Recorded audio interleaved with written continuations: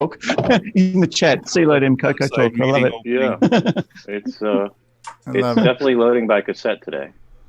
I think there's an IO error or something, or is it an FM error or something? Have you tried Skype? Hey, we got a stream on YouTube. Hey, here we go. Definitely loading by cassette today. I think it's an IO error or something. Somebody needs to mute the show if they've got it open, because I can hear that. I just stayed live for 2 hours. Yeah. Hold on. Okay, all right, so we'll wait for Rob Inman to mute his feed. Hopefully the technical difficulties are behind us.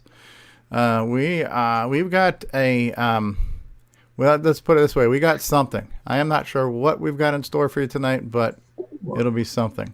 On that note, cue intro music and let the train wreck begin. Hi, this is Dale Lear, designer of TRS-80 Color Baseball, and you're listening to CoCoTALK.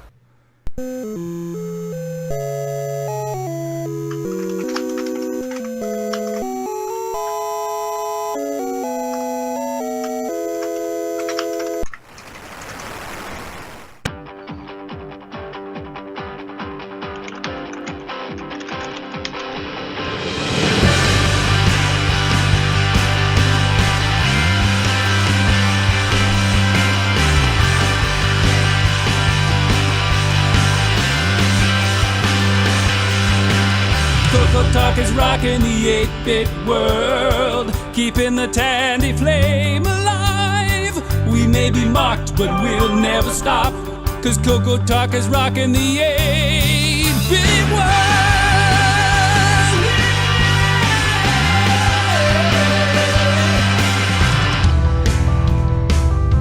All right, everybody, welcome to episode 101 of CoCoTALK, America's leading live talk show featuring the Tandy Color Computer.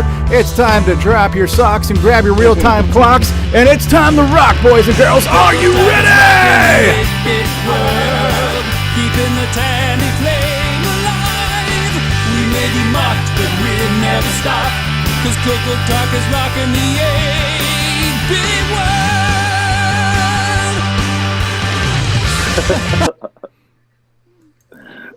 All right, and we're here. Smooth as butter. We're back. Poor Retro Innovations. He was Smooth having as such a butter. good evening. He was having a good evening.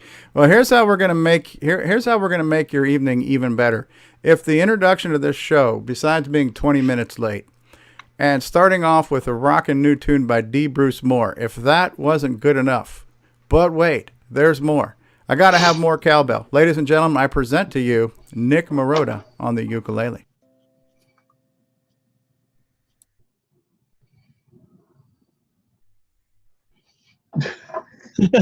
Look, I'm scared. I'm frozen. You are watching CoCoTALK, the world's leading weekly video podcast, featuring the Tandy Color Computer. We spread the love to the past, present, and future for all models, including the original color computer, the Coco 3, and the world-renowned exclusive French-Canadian Coco 2. The Radio Shack. The Radio Shack. All right, there we go. Let's go. Gotta have more ukulele. That's it now. No more cowbell. Yeah. We gotta have more uke. Right? So we are here after a rough start with some technical difficulties and a week off. And God knows what else. We got a great panel. Well, we've got a panel anyways. Well, the greatness is to be determined. We've got our resident Apple guy and cat hoarder, Mark D. Overholzers, with us. Meow. Hey there. All right. Hey, Mark. Speaking of Mark, we've got another Mark. We got Mark Hello. Bosley. Welcome, Mark. We've got Rob Inman with us this evening. Hello, Rob. Stevie. I hope to lower the SteveCon level shortly.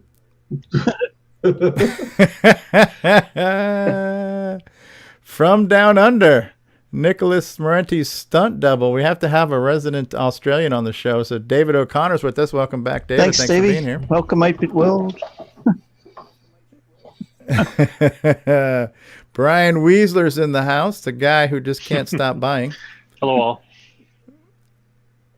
All right. We have the master of the four-stringed wonder, another fellow Canadian, substituting for Curtis Boyle this week. Our resident Canadian will be Nick Marotta. Nick Marotta. Nick Marotta. Hey, it's going beauty, eh? You hoser. Hey. And what can we say? He likes Star Trek. He's been deported. He lives in Uruguay. It's Diego. How are you, Diego? We have special guest I think first time on the show. Terry, have you been on the show before? All right, and is it Stieg? It's a long E Gotta sound? love Germans. Steggy. Terry, you're supposed to say long-time listener, first-time caller. Oh, yes, there you go. Yeah. All right, Terry. Thanks for being here. Brian, the music man, the Shoebring is with us. Hello, Brian. hello. 8-bit and more. And more. We have to have that 9th bit for parody. Vice President of the Glenside Color Computer Club, Tony Pedraza is with us. Good evening, Tony. Boo. Crickets. Okay, I think he flashed us for a second there with this camera. Yeah, I saw a green hat. Hello, Tony. Good day. There we go. All right, lovely hat there. Last but certainly not least, look at that Pop Star Pilot T-shirt. I like that. Like representing. Looking good. From New Jersey, it's Al Hartman. How you doing, Al? He's doing that good. All right, and we had Tom C on a little while ago. I don't know where Tom C went. Tom was going to probably have to bail us out here when I couldn't get my software going. We've had in the live chat Mark B, Mark Overholzer, Rob Inman, Ken Reichert, Al Hartman. Al, are you here? All right, from Jersey, Al Hartman's here. Tom C was in the live chat. Ken Reichert's in the live chat. Tom C. Retro. And who else? Tom C. Nick Marotta, Mark Overholzer, Tom C. Nick Marotta, Ken Reichert, Rob Inman, Ken Reichert. Yeah, we got a lot of people in the live chat. Nick Marotta. Anyways, Tim Franklin is there. Hey, Tim. Dragon Bites is out there. Hey, Dragon Bites. Retro Innovations is here. Yeah, so we got a packed house in the live chat. We got a packed house here in the panel. We're playing Makeup from our lost episode from last week. And we're here. No idea what we're going to talk about, but that's never stopped us before. Probably something to do with the Coco. I know we're going to probably hear a little bit from Mark D. Overholzer on his visit to Pacific Northwest. Was it Midwest, Northwest? What direction were you last week? Pacific Northwest. Pacific Northwest. And is that Yep, it's that was the VCF, VCF Pacific Northwest, Northwest? Okay. Seattle, Washington. In Seattle. And you ran into some of our partners in crime there. Was Tim? Tim. No. Tim Lindner? No, he's Tim from Lindner the Bay Area. No, Okay. actually, Scott Went. Okay. Stopped and talked. Scott Went. Okay. Yep. That's more in his ballpark. And there were 3 or 4 other Coco people I ran into. I didn't get all their names written down. I'm bad with names. But there was 3 or 4 people that are Coco faithful, plus a few Apple people I know. So. Okay. There's no accounting for taste. Yeah, but well, that's okay. you know. All right. So and we got a greetings from Sean S. Russell in Facebook. Hello, Sean. Excellent. So we'll hopefully hear from that. I know Brian Weisler has an update for us, but before we get to Brian, Tony Pedraza, do you have any updates for us on what's going on in Glenside and Coco Fest? Anything new and exciting to be aware of, or just as usual? Just getting ready, actually. I've been kind of sidelined this week. Okay. Had knee surgery last Thursday. Nothing major, but wasn't able to do a whole lot of getting around. And now I've got a surgical boot to try to take care of a toe problem. So you would think that I would have had a lot of time to spend on the computer, but I was supposed to keep the leg up and elevated, so I've kind of been immobile. In spite of the fact that the newsletter was released early this week, late last week, There's Yes. not been a lot of people either reading the newsletter who are not already coming, or nobody's been hitting the net and doing any more advanced registering or getting tickets or anything. So we're kind of stagnant with right now with about 62, 63 expected attendees, exhibitors, and other people alike. Okay. Hey, Tony, I was having some problems with the Tandy List website and resetting my password, and I was never getting the email, and it was not showing up in my spam. And then I just kind of worked around it, but I was not able to log in there. So I don't know if that's an actual thing or it's just something that I was having trouble with. I'll pass that on to Mr. Weaver, who's the administrator of Tandy List, and have him take a look at it. Yeah, just in case. I think Randy's on Facebook too, so if you look for Randy Weaver in the Coco group, you might be able to send him a message. He's there as well. Okay. Well, let me ask you this. Because this is kind of the first year that officially people can pre-register, so maybe people just aren't used to it. So is it safe to assume the people that have pre-registered are mostly out of town and not the locals? Like maybe the locals just figure we'll be there, we don't need to register? Or that may be in the back of a lot of their minds, but it would be encouraged for anybody who's aware of it and has the access to go ahead and do the pre-registration. We are certainly hoping that it will help speed up passing the people through. Yep. Okay. Well, we'll do our best to try to get the word out there, let everybody know.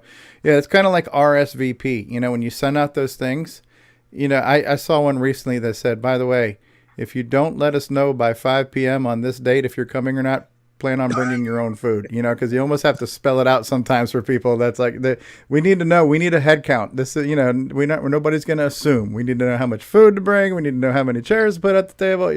That's why we do these things, people. Really? We're trying. Speaking of assuming, we have, a lot of celebrity guests that we've had on the show. And then Greg Zumwalt's been on the Coco Crew podcast. Do all of these celebrity guest stars know that Coco Fest is coming up? And I mean, we assume they do, but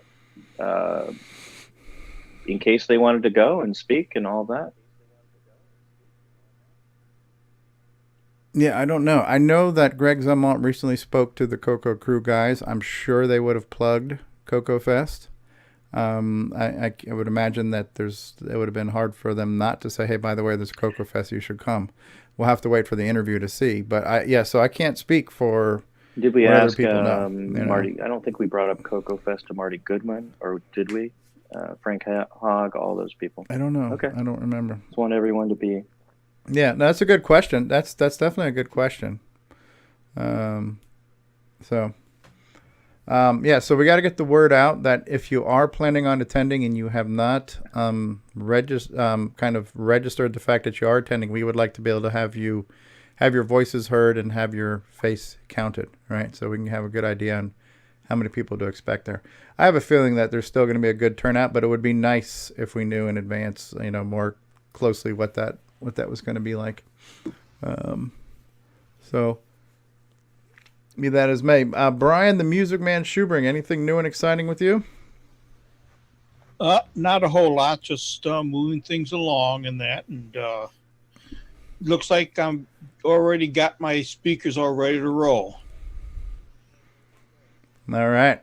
I looked at the floor plan. So it looks like they got the floor plan laid out pretty nicely. So, yeah, it's looking good. Definitely looking good. Excellent.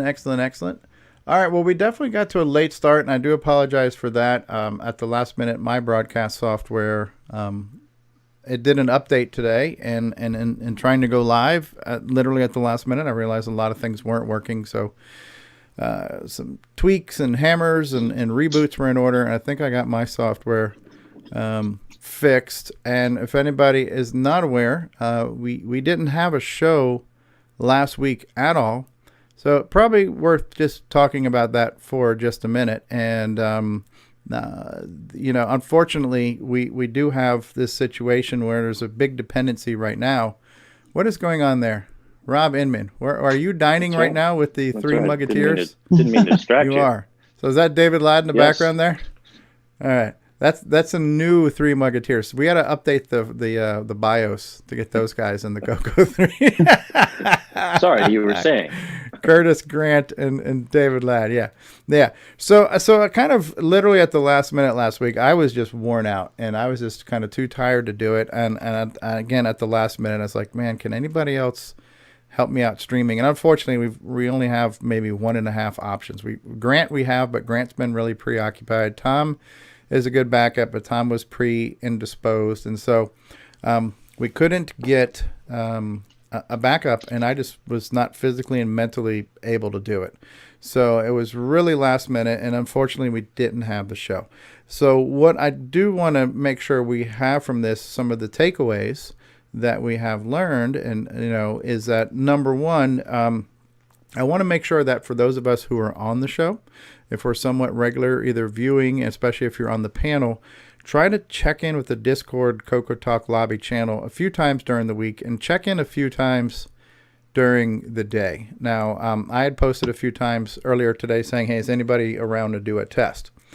Just to give you an idea. So we want to make sure you guys are checking Discord, because this is kind of how we communicate throughout the week is through that Discord CoCoTALK channel.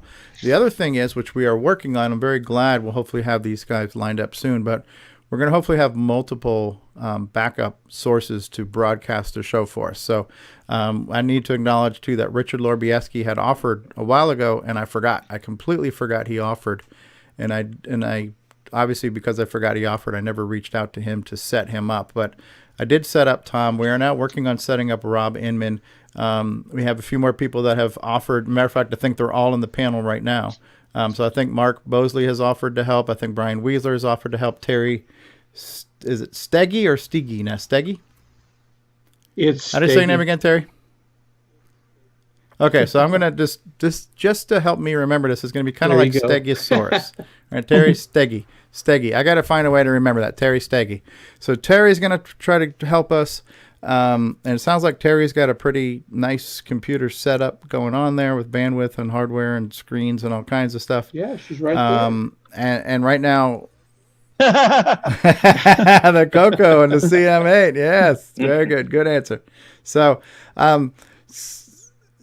what we're looking for is, what we're trying to do here is we're trying to create some backups, so we don't have any more unplanned downtime. We'll have a couple of sources for that, and I think that'll be good. That'll just make sure that we can always have a show if it's not going to be dependent on any one single point of failure, which is good. So I want to thank everybody who's volunteered to help, and hopefully that's going to help us make sure this train keeps staying on the tracks. So that's all I have to say about that. Do we want to now get into some of our updates? Brian, would you like to show us your latest haul of what you've got? You mentioned you got some goodies for us. Yeah, well, some of them are some recent books that I found and bought that I didn't have, and some of them some books that I have had that I would just at least share with the group. First thing I'd like to do, though, there was a gentleman out there, he had posted. His name was Mark Hammelmeyer, and he had Rainbow and the Rainbow magazine, the Color Computer magazine, and Hot Cocoa. And he actually had all of the Hot Cocos and all of the Computer magazine and all of the Rainbow except for the first 9 months. And he was looking for a home for them. I reached out to him, and for just a little bit of shipping, you can kind of see him over my shoulder here, but that's all the Rainbows. Wow. And then up here is all the Hot Cocoa and Computer magazine. So that was kind of nice. I mean, wow. I know it's available, online and PDF form, but I still like my paper, I guess. But You know what it is? That's how I look at it. The Rainbow magazine is kind of like a classic Playboy magazine. There's just nothing like, folding the pages, looking at the glossies, opening up the centerfolds, all that kind of stuff. What were you doing with Rainbow?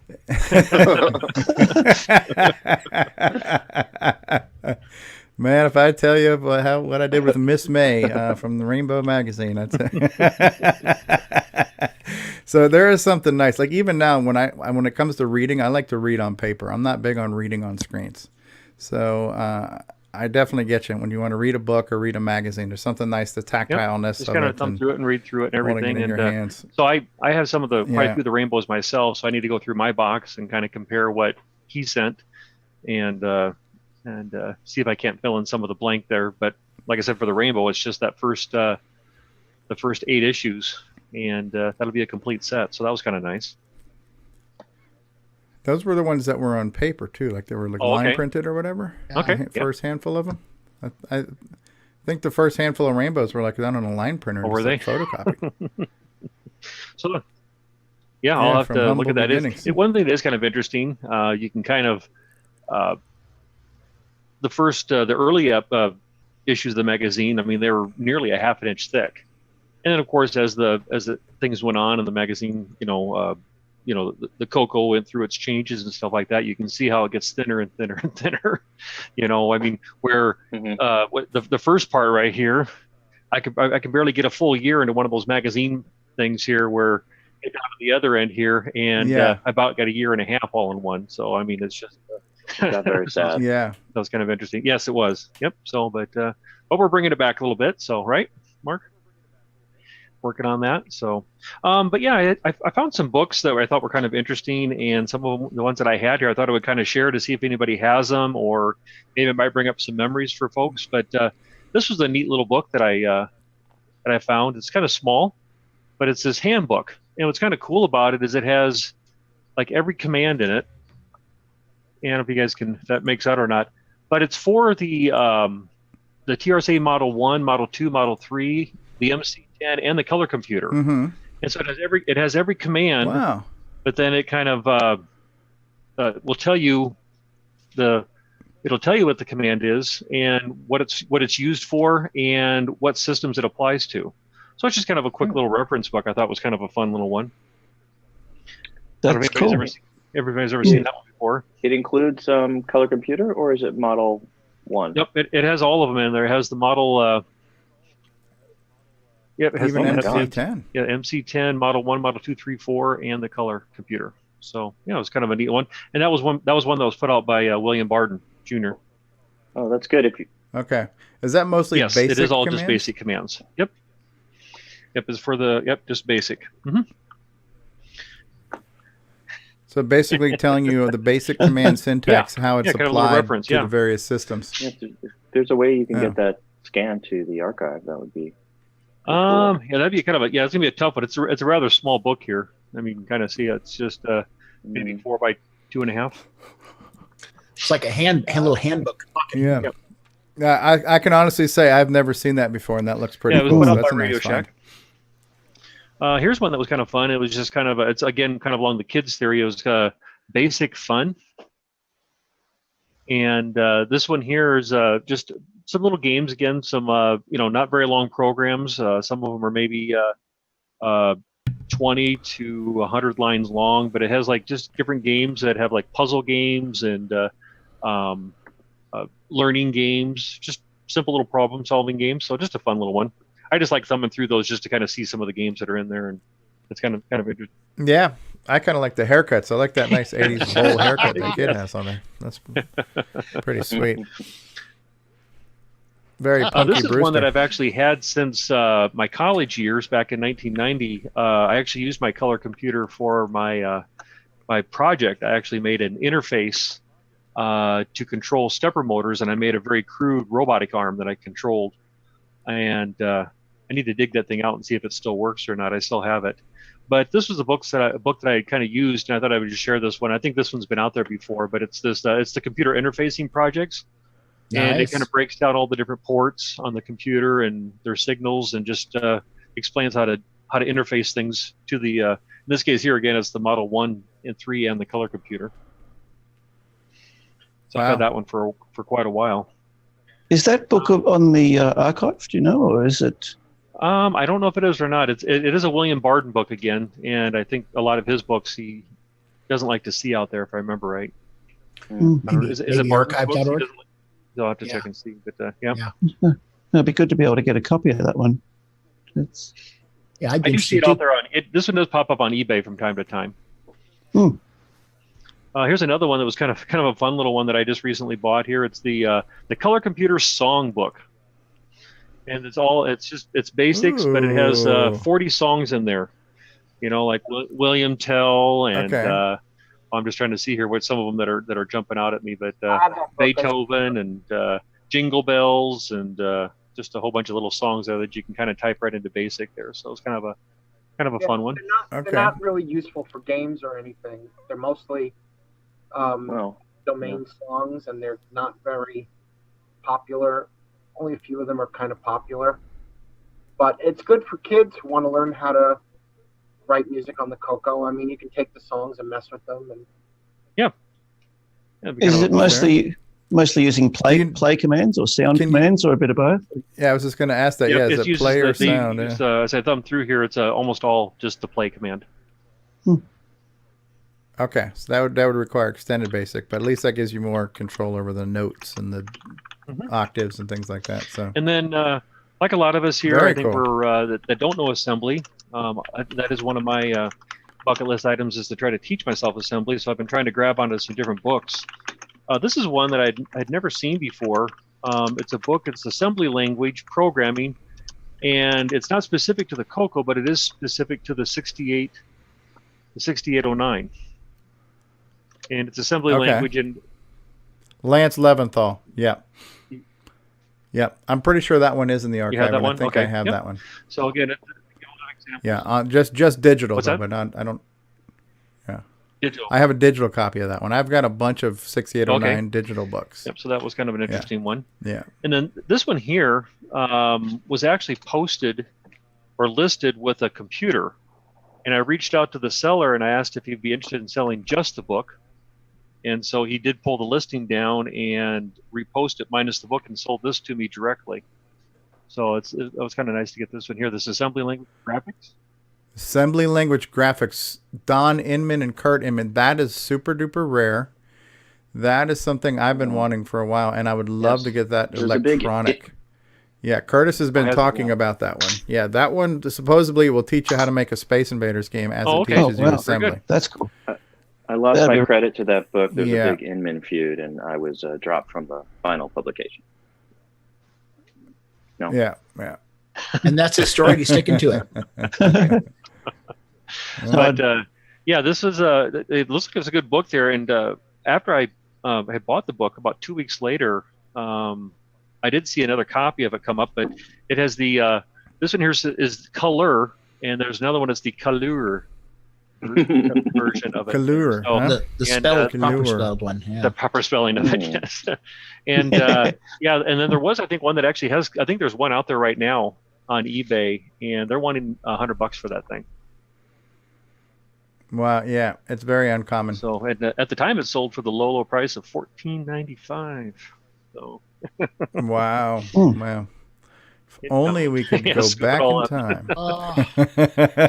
Here's another book I got here. I think this one actually came in when Mark sent me those magazines. He had a few books that he threw in there, and this was one of them that was in here. And it's by Bob Albrecht. It's the TRS-80 Color Book. And again, I think I might kind of have a basic, that one. and it kind of very similar to like the book that you get with the Color Computer, where it gives a lot of examples and things like that, and just kind of walks you through it all. So yeah. This one's kind of fun. I was kind of thumbing through this one here, but it's the TRS-80 Users Encyclopedia, and this one here was kind of an interesting one. I'm surprised the guy even sent it. They had it listed out there for $3 buy now. So I bought it now. Okay. But the thing is, I waited. Okay. I waited at work. How much was shipping on the $3 book? I waited at work with the postage machine at work there, and it came up at $8. So how the guy sent it and made any money is beyond me. But I guess he wanted to sell it, and so I bought it. But it was kind of an interesting one. Yeah, What's that? Media mail. Oh, media mail. It'll be cheaper than first class. Is it cheaper, that one? Just the regular? Yep. So, but it's still at $3, though. He couldn't have done too much or not. Yeah. Well, if you have too many more books to show, we're probably gonna have to take a commercial break here because this has been like a 45-minute segment. No, Three more. This is the one I was actually quite excited after I opened the book. I actually posted this one on Facebook. This again was a William Barton book. There, it's How to Do It on the TRS-80. Nope. And this is kind of a fun book there. Do it. And what kind of was kind of exciting about it, this is a very interesting book. I mean, he just covers everything. I mean, basic commands, assembly stuff in here, power, the RS-232 port. I mean, he just breaks down the whole computer technology-wise. I mean, everything from pulling chips to soldering to, I mean, just everything. But the part that I thought was very interesting when I opened it up was on the inside was actually, I don't know, is this coming through here? There you go. He wrote a note to this guy named John. John, at last. Bill. This is who's the William author? Barton. So I don't know if John was a friend of his, or Wow. John was maybe a technical person that gave him some input.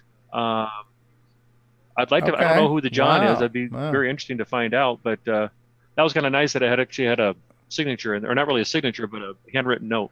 Yeah.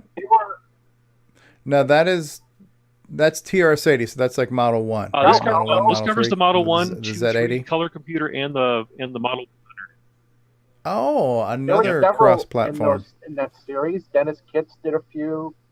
There was one on the disc and other mysteries for the Model 1 and 3. There was Bill Barton did a basic and other mysteries. There were a lot of them in those series, and they were all excellent books. I have all of them. They're really good books. Is that the ones that had like the wizard on the front of them? Yes. Yeah. Yeah, I've been looking at some of those there. Since they're not specific, some of those aren't specific to the color computer, and that's where I kind of target. But still, very interesting. Yeah. That's cool. That's very cool to have a broad spectrum TRS-80 reference manual that covers the whole line. You know. Yeah, because you never know. It might someday I might actually get a Model 1, 2, or 3. We'll see. Yeah, that's very cool. Got this one actually just the other day. It's the TRS-80 Color Computer Technical Reference Manual. I think this one's actually out there on the archive there. Okay. Again, it's kind of. Yep. I mean, yeah. I got a couple of those. Yeah, those are neat. And then the last one that I had here, and this one again was. I want to say maybe just an impulse buy, I guess, because it's not specific to the color computer, but it is specific to the Model 1 and 3. But they had it listed out there for $2. TRS-80 graphics. But again, it's just kind of interesting to kind of thumb through it as from at least from a historical standpoint, just kind of referencing back and just kind of seeing how it all kind of compares. And but like I said, the price was right. Honestly, I don't know if the character set lines up just right, but there was a way to print kind of semi graphics on the Model 1 and 3 too, like the four block grid, kind of like how the CoCos are.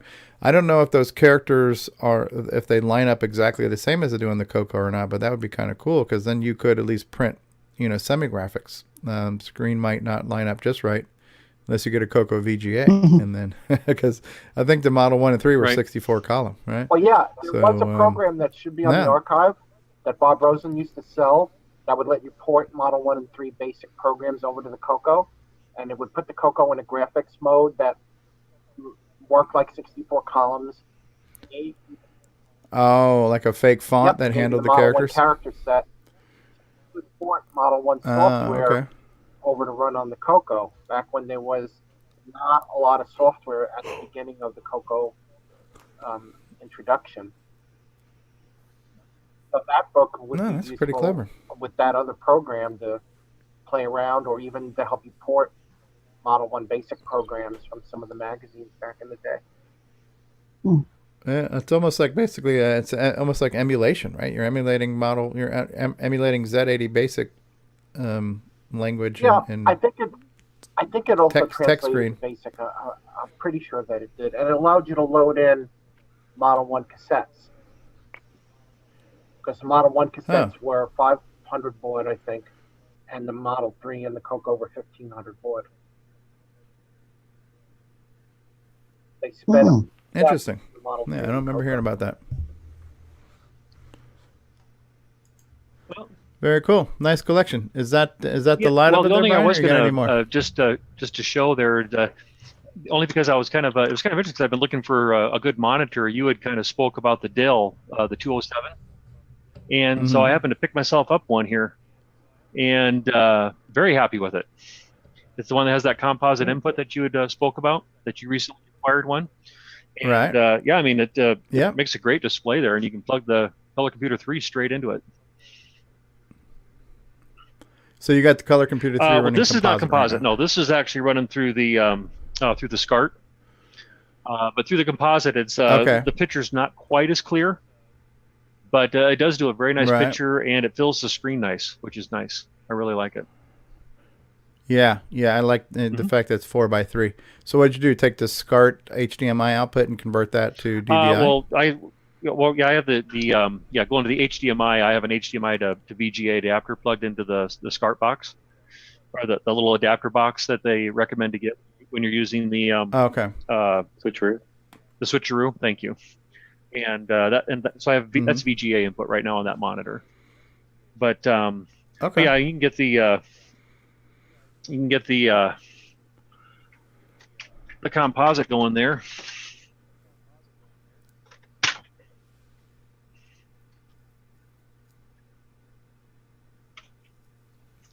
And it's not quite as crisp, and the color's a little different. But but it still makes for a nice resolution, though. So, yep, I like it. Yeah. I was going to say, though, if anybody does want to get one of those Dell monitors and does not have a stand for it, reach out to me.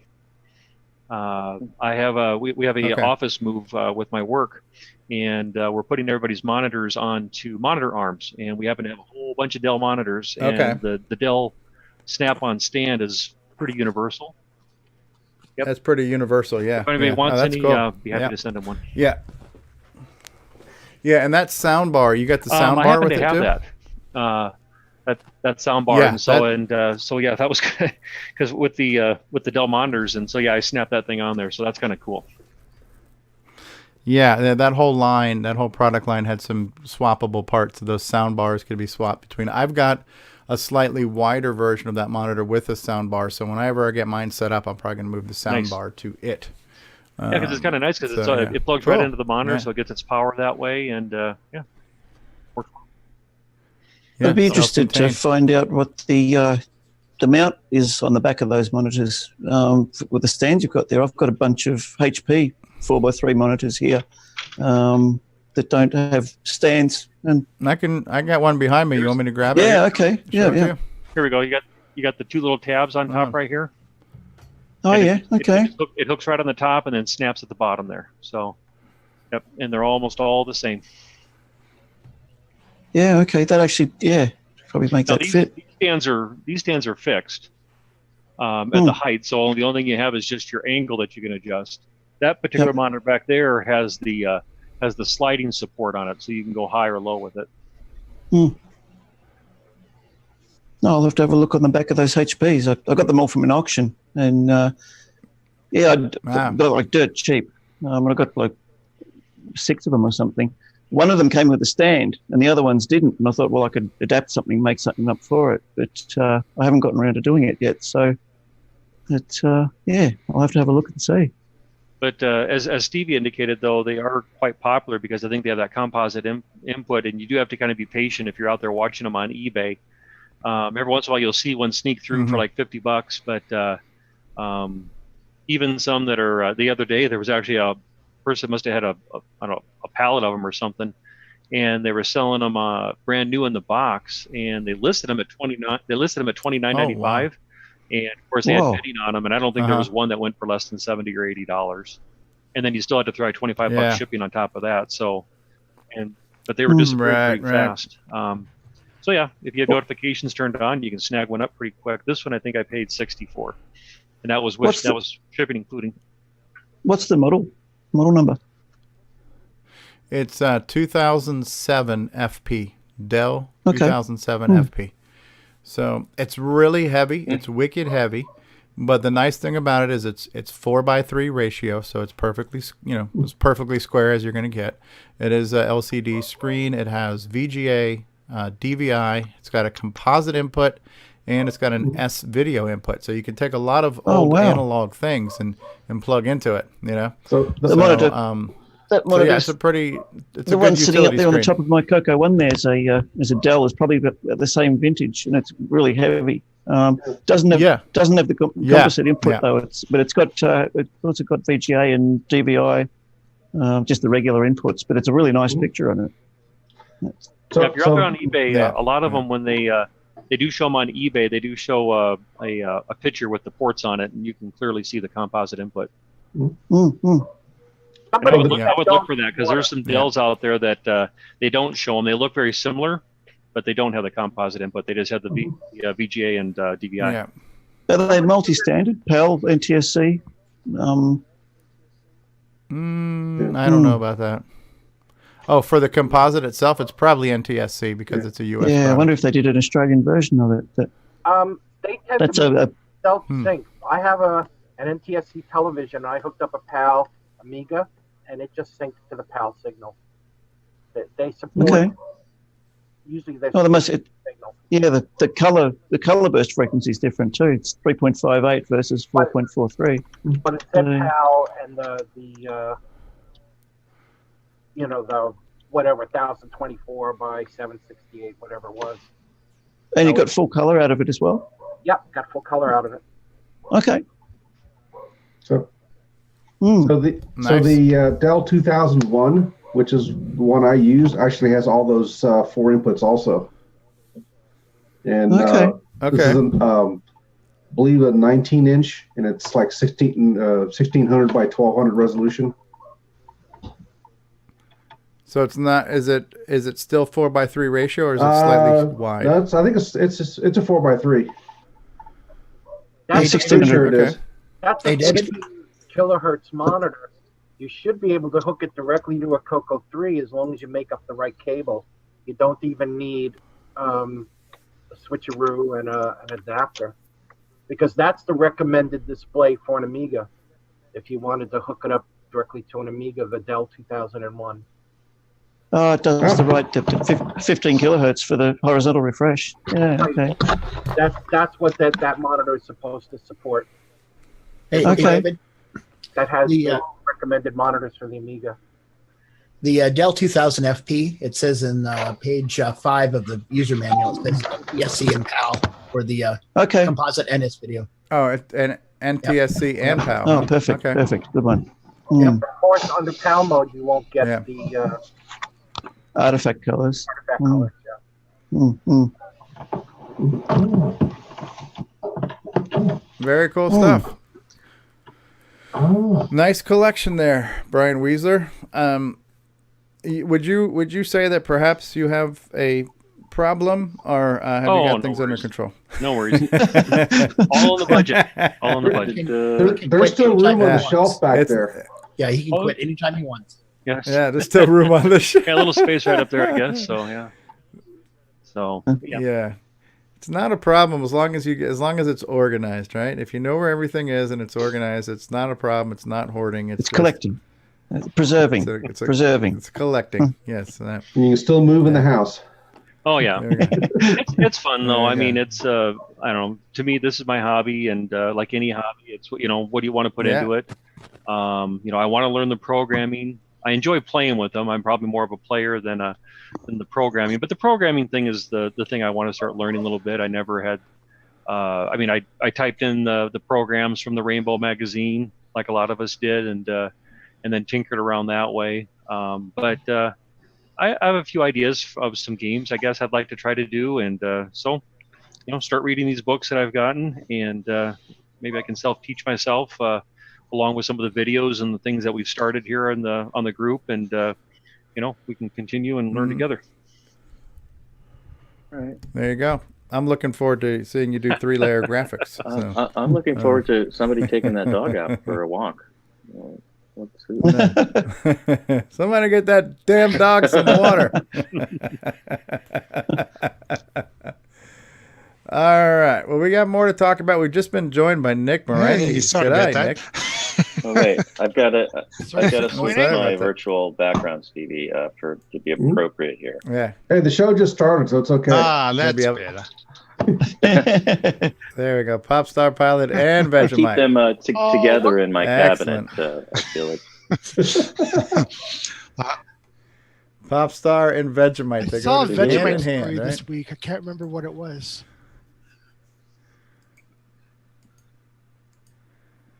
All right. Well, how about we do this? We are going to run a commercial break, and we will be back after these words. We got more to talk about. We're going to hear about VCF, Pacific Northwest, I believe it was, in one of those directions, and other things. So stay tuned, and we'll be back. Hello, I'm David Ladd. Thank you for watching CoCoTALK, the world's leading live CoCoTALK show. Hey, what's going on, everybody? It's me. It's Original Gamer Stevie Stroh. You know, gameplay. To get your copy of a Gameplay Goodness Color Computer Gaming DVD today, head on over to 8bit256.com. There you will find several DVDs featuring color computer gameplay videos by the Original Gamer Stevie Stroh. So to get your very own copy of a Gameplay Goodness Color Computer Gaming DVD, head on over to the Retro Swag Shop at 8bit256.com and tell them the Original Gamer Stevie Stroh sent you.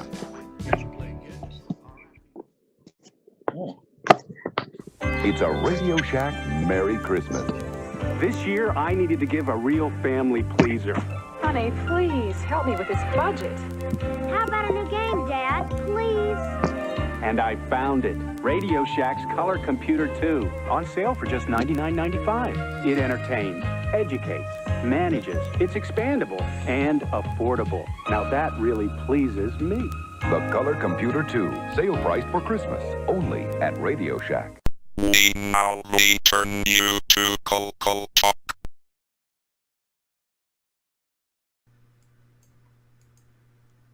So that was the American version of the CoCoDo Honey, commercial. please help me with the finances. Honey, please help me with. How about a new game, Dad? Hold on, play with my shortwave. Yeah. All right. I need to go to Radio Shack to buy something to shut up my whining family. All right. So they were all out of duct tape, so I got them a Coco too. So. We are back. We've been joined by Nick Moranti. We've also just been joined by D. Bruce Moore. Good evening. Hello, Bruce. Welcome from Canada. Got to represent. Hey. You got to represent. Curtis is not here, so we got to bring out the numbers. We got to kick it into overdrive here with the Canadians, eh? Mark D. Overholzer. Did you put it in Zoom chat? I think I need to open it up again because I rebooted. Can you put it in again because I also lost the Zoom chat from prior. The Zoom chat to your gallery of VCF Pacific Northwest. Actually, it's VCF's gallery, but I will share it with you. Okay, fine. Fair enough. So what we're going to look at, what we missed, you wouldn't probably have not been able to give us live coverage, anyways, last week, but we're going to talk about it this week because you were there. Here it is. Let me find the link. And so we're gonna hear some breaking news from Mark D. Overholzer. Of course, now when I click on my left screen, yes. What's happening? Hey, look at this! It actually came up when I clicked on it. That doesn't happen all the time. All right, so this is actually coming from the Facebook group of VCF. So I'll go ahead and I'll post that in the live chat too for the benefits of you who want to play along at home. What the heck? Target bitrate? What's going on there? I don't know what the hell just happened there. That is really weird. I just tried to copy and paste the link. Hold on. Let's try this again. Control A, delete. All right, let's try this again. I'm going to highlight this link. Oh, that's weird. The target bit rate was archived and no frames were dropped. I don't know what's going on here. I'm clicking on your link. The URL is like don't know. I can paste it. Wackadoodle. All right. So, okay. So, Vintage Computer Federation. And so there's an album here, and this was last week, right? Now, where did this take place at, Mark? This was in Seattle, Washington, at the Living Computer Museum and Lab, Plus Lab. Basically, it's a Paul Allen-funded project. Okay. And one of their tenets, I know a little bit about it, is not a lot, is that they try to have working machines. And so they have a lot of working systems you can actually put your hands on. That's their big thing compared to like the Computer History Museum. So lots of hands-on stuff, and most of the exhibits that people brought for the VCF were hands-on as well. Okay. And so do we know what we're looking at here on the screen? I know right some now? of these. I believe this is digital equipment. There are a lot of like PDP, either retro Pi type emulation systems or remake ones. There were a few real PDP systems, like a PDP-8, but I believe this was a simulated one. At least I believe they're using a Raspberry Pi to power it. Then they have the. Okay. All right. Now I gotta say the event itself, the room looks really cool. It's pretty big. Big warehouse. Yep. High ceilings. Very very industrial looking. Yeah. Here we see a bunch of guys staring at a screen in wonderment. Now we got some kids here and family and stuff here too. So a nice mixed crowd. Yeah. So lots of kids, lots of adults, old adults, young adults. Okay. And this museum, I take it's open year round, so people could come in and see this at any. They're not open Mondays time. and Tuesdays. Right. They're open like Wednesday through Sunday. Okay. Now this is probably, I'm going to guess, like an IBM PC, like a 5150 or something. Actually, just looking by the case actually an and AT the monitor that's with on an there. EGA monitor, and he was running AutoCAD. Oh. His demo I talked to him was engineering. So he's running AutoCAD. He actually had an HP pen plotter that worked. EEPROM burner, basically engineering from 30 years ago, what people would be using. The one to the right of it, I think there's a picture, is a Model 50, which is a 286 microchannel. The one the that's other lower side. down here? To the right if you're facing it, left from here. Okay. Okay, very cool. All right, I have no idea what this is. Looking at a laptop and an old I'm keyboard. not sure what that is. I only looked at some of them. I didn't talk to a lot of the people. So. Yeah, that's fine. All right. This looks like some big chunks of metal here. Yeah, that's. I don't know what the hell's there were a in bunch of those silicon cabinets. graphics systems. I don't know if those were them, but there was somebody had a whole collection of silicon graphic stuff. That might be them. Looks like it's the right row. Yeah, unfortunately, there's no descriptions here from this, so they're just 3D in the gallery. Okay. Yeah. Here's from the this is the other angle here. There's the HP Yeah. plotter. There's a drafting a tablet. The little puck slides around, so you do tracing and stuff. And the IBM and off the bottom of the frame would be the Model 50. Okay. Very cool. Very cool. All right, and I have no idea what they're looking at here. Good attendance though. You can see there's a lot of people there, a lot of interest. A lot I think of they attendance. said for the weekend 1,100 looks people, good. 1,100 people, which is like a record, Wow. museum record. Wow. Okay. Very cool. All right, so this That's that the EGA same system? and the AT system and the plotter. Yep. Okay, kind of little wire frame there. Looks kind of like maybe the Washington Monument or something. Yeah, I'm not some sure sort of what's on building. the screen It's there. AutoCAD, That's probably. Yeah. Terminals? Yeah. All right, so here we got some nice green Yep, there's screen some glory terminals. here, huh? So nothing beats. Those are nice green televideo screen. terminals. So various dumb terminals. Yeah. Okay. Yeah. Looks good. Oh yeah, the rows of green, right? It's like staring to the matrix, right? So, cool stuff. This is something larger. I believe it's that guess, PDP-8 that's in the background beyond the card, if I remember right. Yeah, I think that was the heaviest exhibit they had there. What you can't see is just to the behind the guy that's standing there is the just to the off to the right is the loading bay door, and then it's like 40 feet to the outside. They didn't move it any further than they had to. Wow. Oh. Wow. Okay, so this looks like a PC actually, and a green screen here. Suitcase or the briefcase on the right, that's got a Model 100 Radio Shack. And then I believe that's a Toshiba with a blue screen, but I think also they sold a Radio Shack. Okay. And the PC there with the green screen, very interesting story. The guy that had it is from Canada, and he got it from an instructor at Fraser University who got it from an instructor at University of Waterloo. And it was a pre-production IBM PC, model 5150, I guess. He said it's pre-production because it has tons of blue wire and, Kynar wire correction in it. It was sent to University of Waterloo to do a port of APL from IBM mainframe to PC. And so it had like custom ROMs, and the thing didn't work when he got it. He had to test it out. But I mean, it's like the back, normally they have that kind of chromed stuff. This has like an anode black. I mean, it's a very unique looking PC, and it's like, there's got to be only a handful of them. It'd be worth a lot for a collector. Wow. That's cool.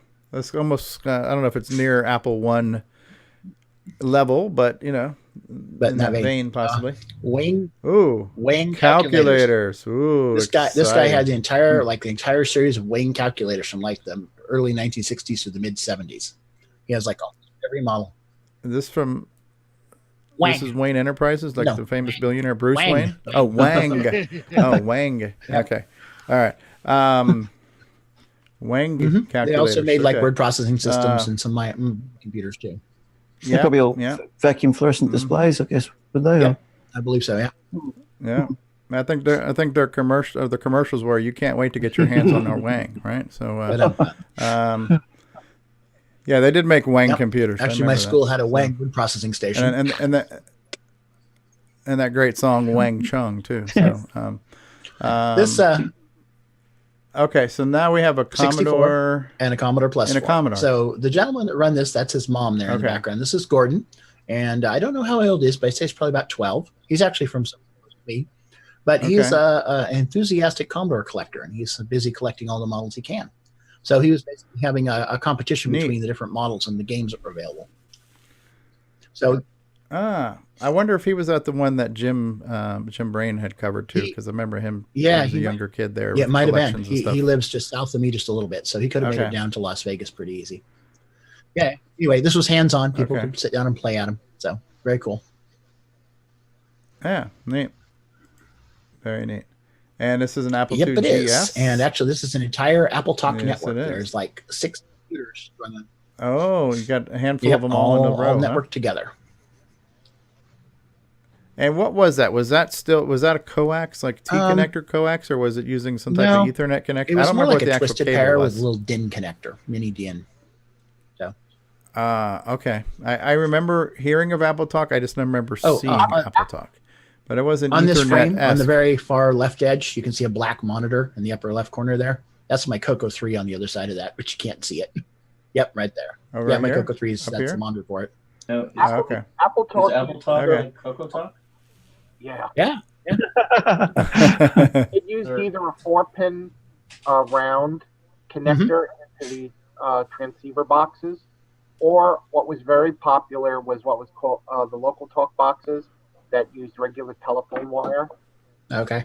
And you could, I have a bunch of them, and you could use that instead of the Apple, the much more expensive Apple supplied app. Okay. And was it kind of like a daisy chainable serial bus? They talk to each other? I mean, I know there was some Ethernet-esque protocol going on. Yeah, back then there was Apple Talk, which was a serial daisy chainable protocol. Then there was OmniNet was the Corvus 1 megabit precursor to Ethernet, and then there was ArcNet, which was very popular back then. And all of the adapter cards are also on the Apple II, Apple II GS, Apple III, and TRS-80s had them. IBM PCs had. Yeah, it's hard to imagine. I mean, it's if you're old enough, you remember a time when there was just like I remember the year and I remember the place. In 1989, I was working at a store called the Byte Shop, and in that store we were selling Apple IIs, Apple II GSs, the Mac Classic, IBM 286, 386, and 486 clones. I mean, all these computers were available all at the same time, and people were still buying Apple IIs at the same time they were buying 286 and 386 computers. So not only were there all these different computers that didn't talk to each other like they do now, there were all these different networking was still relatively new. So there was the Novell networking that was going on with like, BNC coax connectors over, Ethernet. There was Apple Talk. There was, so there was a time when there was all these different proprietary network protocols and hardware and connections going on too. Well, I mean, we're in a very plug and play, internet society now. Even go ahead. Oh, sorry. I was just going to say, Al. Even BBSing you had all those different settings, and now there was. Then somebody invented Kermit, so I had to figure out. Oh, Kermit's not a Muppet; it's something else. Yeah. Yeah. There was X modem, Y modem, Z modem. There was all these different things. But the TRS-80s used the cassette port. So you would have a teacher with a disk drive, like a Model 3 or a Model 4, and they would then C-save the program to the cassette port, and all the kids would type in C-load, and that was a very primitive way of networking back in. Oh, so it was like a network. It was like a serial broadcaster where everybody got it at the same time. Yep. Mm-hmm. Drive wire. Okay. Drive wire. Drive wire. And, drive wire. And of course, drive wire. Corvus had OmniNet that used flat cable, and those interface boxes hooked into the expansion ports. But I'm not aware of any networking that ever was made for the CoCo. I mean, someone must have made one, and I'm sure someone's going to adapt all these new. Like there were Commodore network adapters that plug into the user port. I'm sure someone. I think Curtis could comment on that. I'm sure they existed. Network system at his work, and I know the TRS-80s were all lined up in our lab. The Model 3s were all lined up, and networked all together. So I assume that you could probably do the same with a color computer. Yep. Well, that guy. I can't think of his name right now. He makes the M1 SE and the M3 SE that you plug into the expansion port for the Model 1 and the Model 3, and that adds an Ethernet to the Model 1 and the Model 3, and you can do Telnet and TCP/IP. Well, Model 1 and the Model 3 obviously can't go on the internet, but you can use it for data file transfer. And the nice thing about the M1 SE is since the Model 1 video is memory mapped, it goes into the video memory of the Model 1, then uses a CTLD, and it converts that to a VGA signal, and you can hook a VGA monitor up to a Model 1 so that you can get VGA output on a Model 1. It wasn't quite able to do that for the Model 3, but it's a neat little device. And it also adds like a CoCo similar to the CoCo SDC to the Model 1. It adds an SDC to the Model 3, which is different. Are you talking about the Peter Bartlett thing? Bartlett, probably, yeah. The Apple Talk demo the guy was doing, the gentleman's name I think is John Ball. He actually dressed up in it like an 80s tweed suit. There's no picture of him unfortunately here, but he was dressed in a suit and a hat. I mean, he looked he looked like your computer instructor from the 80s. It was lovely. Okay. It was lovely. Okay. Atari. Now this one caught my eye because this reminded me of a program pack file a little bit here. Now, are these Atari computer Atari cartridges? 800 computer cartridges. Like Atari 400, 800 cartridges. Too, he had an 8.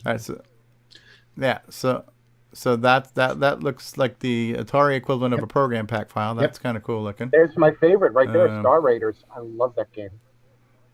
My favorite. There it is. Yeah, so there's the Atari 800. And the 2 drives, the printer, the whole bit. Yeah, doubled up. Man, those are some big fucking fat high drives, weren't they? What's that one underneath it? That almost looks like something else. It's a second. Like a cassette tape or something. Drive, or floppy. Or 2 floppy drives, yeah. Oh, all right. Numeric and then what is this? Yep. A numeric keypad? This is for all your hardcore Apple 800 number crunching that actually happened on that machine, right? Those were happening. At least if you had a TRS-80, you almost had to know you were going to do something businessy with it because it wasn't that gamey. Anybody who bought an Apple and tried to bullshit themselves and say, "Oh yeah, we're going to run some business app," like nobody did anything. Oh, they did. On the Apple for a spreadsheet. This is the Atari, but he did have a spreadsheet. Oh yeah. I mean, yeah, Atari. Nobody did anything businessy on the Atari 800. That printer back there next to the disk drives, Radio Shack, one of the first. No. Yeah. Printer. That's a Panasonic. The other That's a Panasonic. On the right side, yeah. Over here. 737. Radio Shack sold the exact same printer for the TRS-80s when the Model 1 first came out. And the only difference was it was in the two-tone silver, the Radio Shack silver and black. Okay. So here we see an Atari XL, and then I don't know if that's an ST in the background there. It might be an Atari ST. That was an Atari 1040. Is it a 1040 or something? Could be. So we're in Atari alley there was right an now. 8-bit Atari XE that looked just like that. That's probably an XE because the ST had the keypads. Okay. That's probably a 130 or a 65 XE. Okay. So that's still in the the Atari last 800 of the line? 8-bit is. Okay. Gotcha. And they were kind of phased. They were kind of like the case looks like they were transitioning to the case style that would make it to the 512 and 1040 STs, right? They modernized the case design. So that That white modernized casing, the computers match. Kind of like the CoCo matched the Model 1 and Model 3 at the time. It's the Jack Tramiel version of the Atari 800. Right. It is, yeah. He came up with that. The guy in the jacket there is the Atari guy. Okay. And remember, that's the Apple. Okay, where's that? The guy with the jacket there, and the lapels. there is that card that somebody was making called the Liberty or the Liber 09, and you put it The Libra. in the Atari, Yeah. and it would run OS 9. Yeah. So here's some more of the Mac classics on the all Apple those things Talk are Apple network. Talk together. Yeah. No, this might be a hard drive I underneath believe it so, there in yeah. that big box. Yeah. I remember selling these things. His back main in the server is day. actually to the left there. There it is. That's the server console right there. That's running Mac OS Okay, so this Quadra is, 400, and that's actually to the right there. You can see the back of it. Yep, right there. That's a Quadra, and it's Mac OS 7 point something, 7.5 or something like that. So this server's on Apple Talk, and everybody's kind of teamed off of that, huh? Server talk to the. Hey, Bryza joined us on Facebook. Brian said, "Good day, Coconut." Say, Bryza. Mark, can the server talk to the internet? The Apple Talk server? Probably could, but I don't think he had it hooked up that way, although there was networking available. Okay, what is a grid portable? machine? Really nice, heavy duty. Tempest, if I remember right. They're secure. And Grid was eventually bought by Tandy, and the later Tandy laptops were made by Grid. Okay. Was it like an MS DOS contender? Laptop, well, I wouldn't want to put that on my lap, but it was a portable. It was a portable computer, and they had plasma displays. Oh, I wonder how good that would look with the Play-Doh really nice, actually. Yeah. The cases were made out of magnesium. They were super durable. Yeah, very durable. So is that where milk of magnesium comes from? Is when they grind these things up? Terry's asking how many capacitors blew during this event. Can you imagine all these things? Well, being Saturday, turned on at both once? those grids were working on Sunday. Only the one on the left was on. So I think some technical problems. So that didn't max. It was, we had, on the first year of Tandy Assembly, there was a minor power issue. And I think it had a lot to do with Alan Hightower's whole row of every generation of Tandy from the 1000, 2000, 3000, 4000, 5000, all those things plugged in. We were like tripping circuit breakers, but I don't recall any systems blowing up. But yeah, that's the difference. You like when you go to like a. Go ahead, sorry. Probably all the inrush David. current of everything switching on at once. All the CRT monitors with degaussing coils switching on and popping breakers. Yeah. Like in a classic car show, when everybody's got their cars out there, you probably don't have too many engines blow up during these things. But when you have a vintage computer thing, you never know you're gonna have a power supply blow up capacitor or something like that. Right? The VCF East, where I live, by me, they give away an award for the first computer to let out the magic smoke.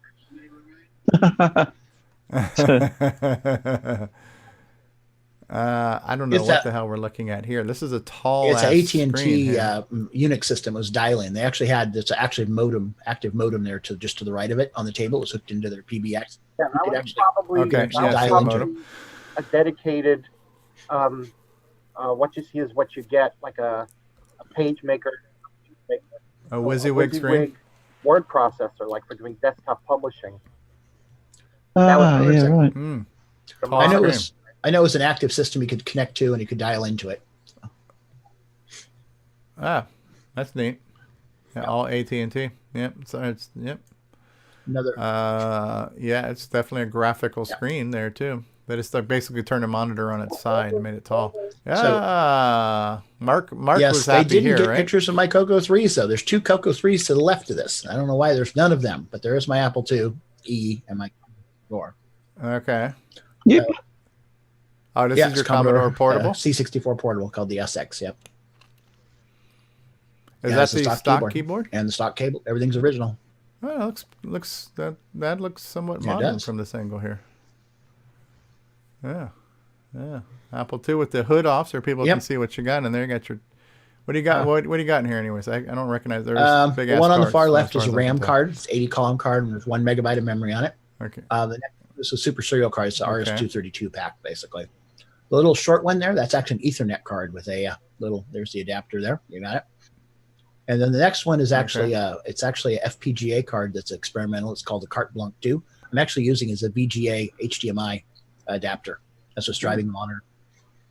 Ooh. Yep. And then that one there is the equivalent of the Coco SDC. It's called the CFFA 3000. It's basically a hard disk, floppy disk emulation. Neat. So this is part of the Marco table that we're I was trying to do now, some networking stuff that I didn't get working quite right, but at least people played around and stuff and lots of memory lane and lots of people talking. So, hey, notice my screwdrivers there, obligatory free screwdrivers.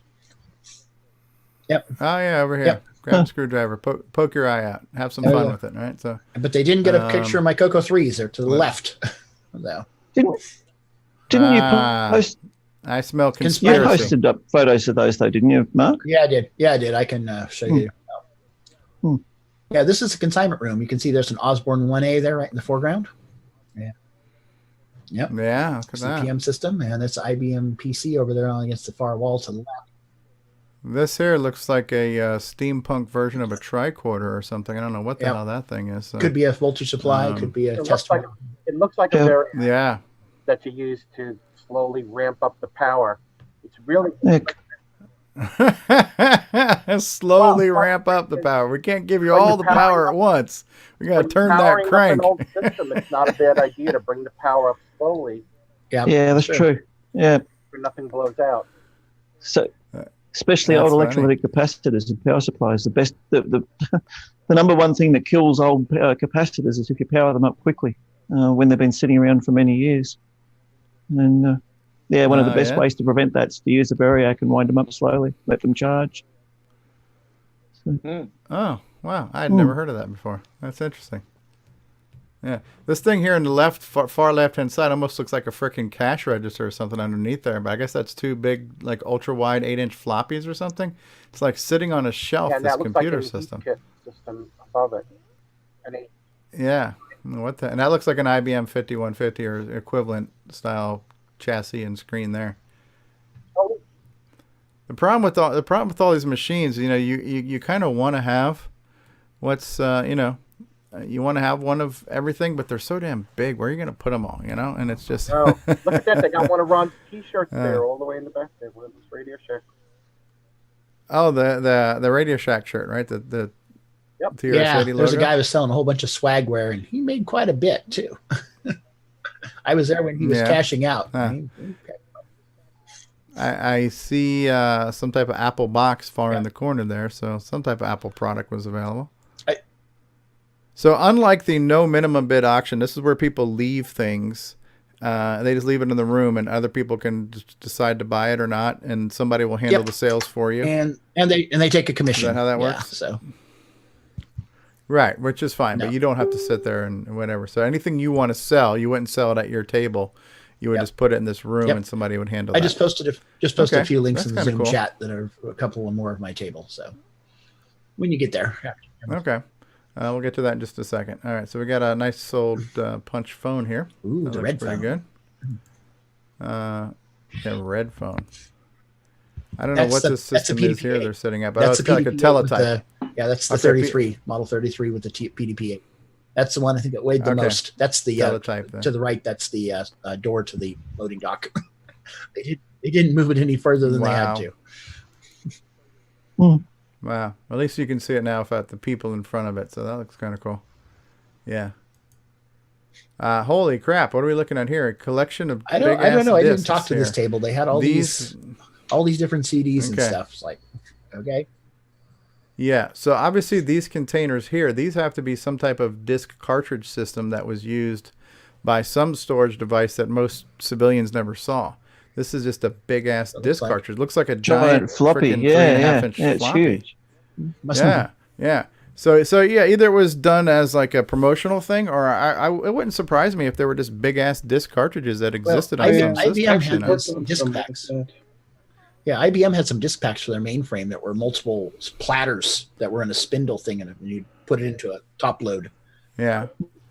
Well, yeah, and it looks like there's different cards down here explaining. Like this one here this almost looks like a 45 or something, but it's reflective. So that might be like some bigger 45 style optical disc.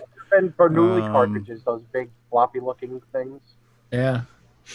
Or the early 8-inch, they might have been 8-inch Bernoulli like cartridges.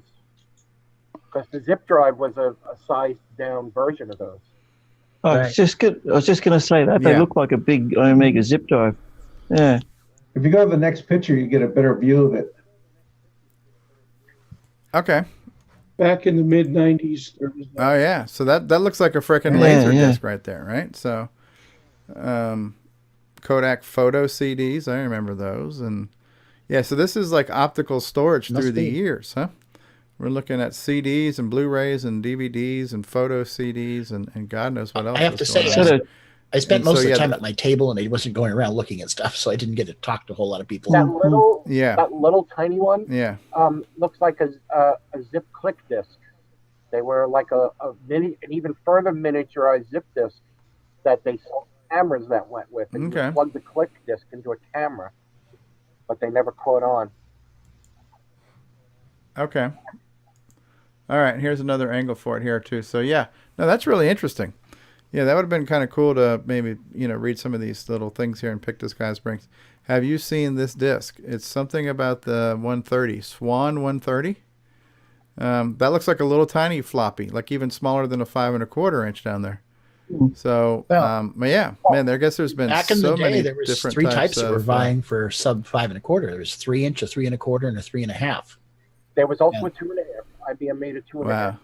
Oh, they made a 2 1/2. Okay. Never caught on. Oh wow. Yeah, well, the Apple chose the 3 1/2 from Sony for the Macintosh, and and then IBM. The AMDEC was sold. The 3 inch were sold on the CoCo. AMDEC used to take ads in the CoCo magazine. Right. 3 inch drives. They had interface for the Apple also, and I think they were on Apple II, CoCo, Model 3s, Model 1s, Atari 800s. They put them on anything. This is. Yeah, man, there's just so much to see here. This is really cool. Coming up soon is the VCF East. So. Look at this. Here's anher angle of that system with a nice round kind of. That's retro. That's retro. Really retro. It is. That's retro right there.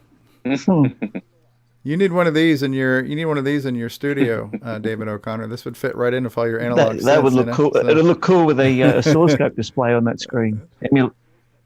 Yeah, I get the oscilloscope going with your audio spectrum going through the oscilloscope. Yeah, very cool. Yeah. Wow. Yeah, neat. All these pictures. Okay, so obviously they had people speaking. Computers behind glass. Yeah, so this is a side view of the speaker stuff. Man, there's a good turnout to these. The guy speaking here, this is the guy that worked for Atari. His name was begins with a D. Let's see if I can find it. D. Bruce Moore. No. D. Bruce Moore. Okay. No, he was at 1 p.m. Joe DeCurie, DECURIR. I think he reached out to us one time too. I have some information from him. Yeah, he's an Atari fellow. I mean, he designed the hardware. He works for IEEE. He came and talked to me at my table and gave me all his presentation stuff. Gave me a copy of it. Said talking about. He was very much excited by networking, computer networking. Yeah. This was the guy who I sent you the email saying, "Hey, can you guys help me research some of this technical stuff because it's really technical." Cool. Neat. Yeah. So yeah, all his stuff. He had a nice little article on how they designed the. He was the engineer for the 2600. Cool. Lessons learned. Okay. Wow. This looks like a laboratory. This I believe is their third floor where they work on their stuff, and I actually got I had to get something printed, and so it took me to the third floor, and I got to see what. Okay, so this is where they maintain the things in the museum, keeping them up and running. They have rows and racks of stuff all ready to be worked on. And this reminds me of like when you went to that trip to the moon at Disney World, all the animatronic people behind glass. Is this guy real or is he animatronic? So, either that or okay. The time so, yeah, but he's got the official lab coat on. That looks like a early modular synthesizer, but it's not. But it looks like it. Yeah, I was gonna say this looks like something David O'Connor would have. So looks like it's got lots of blinky lights. Holy shit! Look at this. That's got to be a hybrid because that's a lot of surface mount on circuit boards along with point-to-point. It's like that is a sloppy mess. Looks like Paul Barton's. I'm guessing they replaced a bunch of. They might replace a bunch of relays with transistors. So this is a cool room. You know, it's kept at 72 degrees and controlled humidity, and it has a raised floor. It looks like. It looks just like a computer room, server room. Yeah. I used to, when I was a lab tutor back in the 80s, we had a computer room and I spent a bunch of time in there. So. Yeah. That cooling has changed a lot now too with the hot aisles and stuff. Man. Okay. And that's it. That's we just it for theirs. I did post a few links of my table. It shows a few more pictures of my stuff. So it's in the group chat here. Here's Mark D. There we go.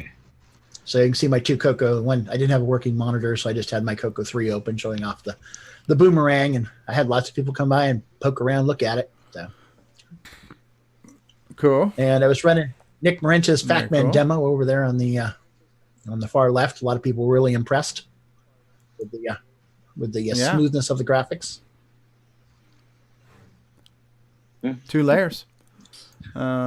Space Needle. Don't go that way. Beast. Okay, so are we gonna? Not relevant. All right, not so relevant. we're going the wrong way. Yeah. All right, here we go. That way. Going to the left. Okay. Another direction. All right. Back of your ViewSonic monitor. And there's I think there's one other the bottom link, I think. So. Okay. Let's see. The bottom link. That was sorry. the There's bottom link, 3 of them. So the first 2 are the ones you showed, and the bottom one is the third one. So just. The bottom one is the third one. I don't know what I'm clicking on here, Mark Overhorst. That's what I just clicked on. I'm enjoying these other pictures, getting a glimpse into. Yeah. Now they're on Facebook. Anybody can see them. Let's see what Mark had for lunch last week. So. Pizza with Vegemite on it. Yeah. No Vegemite. So. I did have a Stallion Shepherd pie though a few weeks ago. Yep. You can put Vegemite in that. It would taste nice and salty. All right. Well, I think we've seen enough of VCF. You get the idea here, boys and girls. It was a good turnout. There was a lot of vintage tech there. Probably a little bit different than what some of us are used to between going to like maybe a Coco Fest and maybe a VCF Midwest. Because this is in a living computer museum, there's probably things that are there year round that aren't at other festivals. So that's kind of cool. Since we're on VCF, I will be at VCF West in Mountain View, California with Mike Furman. And we are looking for other folks who want to join us so that we can man the Coco table. But also planning on being there. Will you be signing autographs? Signing autographs of copies of the Boomerang Mania commercial on USB stick. But we would like. Okay, we would like a few. Get a hold more of Tim people. Lindner and Tony Capolini. They both live in New York. Yep, we don't want to be booth babes the entire time, so we want to be able to walk around. So hopefully we'll get a few more people. That's in August. Okay. So how about we take another break and then we'll come back, and then you want to talk about your Atari Genesis joystick presentation, Rob Inman? All right. So we'll take another break, and we got a little tech talk, I guess, with would we call this a tech talk technically? Is this a Sure, let's do that. Can we cue the core dump music? Sure, but I don't want to step on Nick Morentes. I think he should probably do a core dump. It's been a while. No, it's been a while since he dumped. Go for it.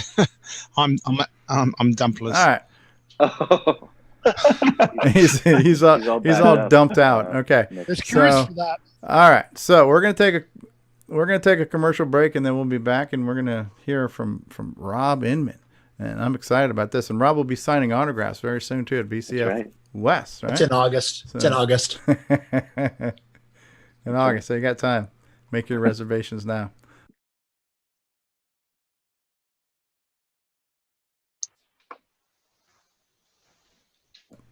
At all. All right. We'll try this again. Cue commercial break. Take 1, take 2. Let's try.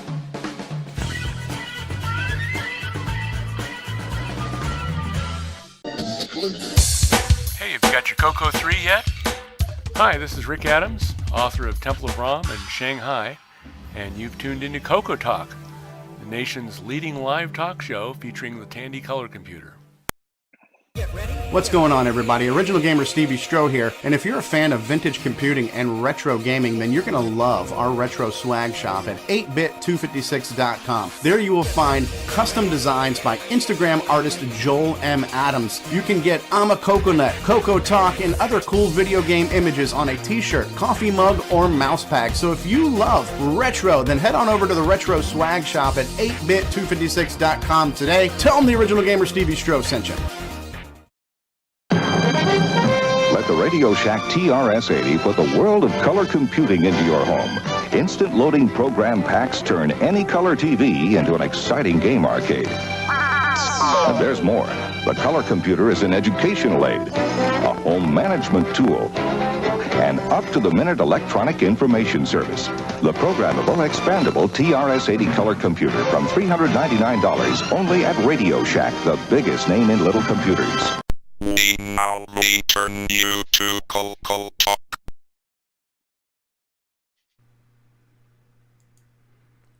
All right, we're back. And since this is somewhat of a technical presentation, which was produced for us by Rob Inman, it would not be fitting to not introduce us without some type of thing. Now, I just got to find it. Here we go. I saw it.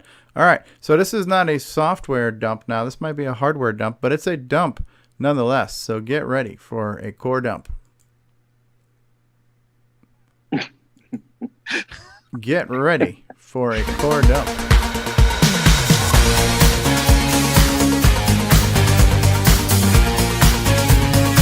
All right, everybody, it's time for a dump with Rob Inman. We're going to talk about some stuff, and you're going to like it. So get ready.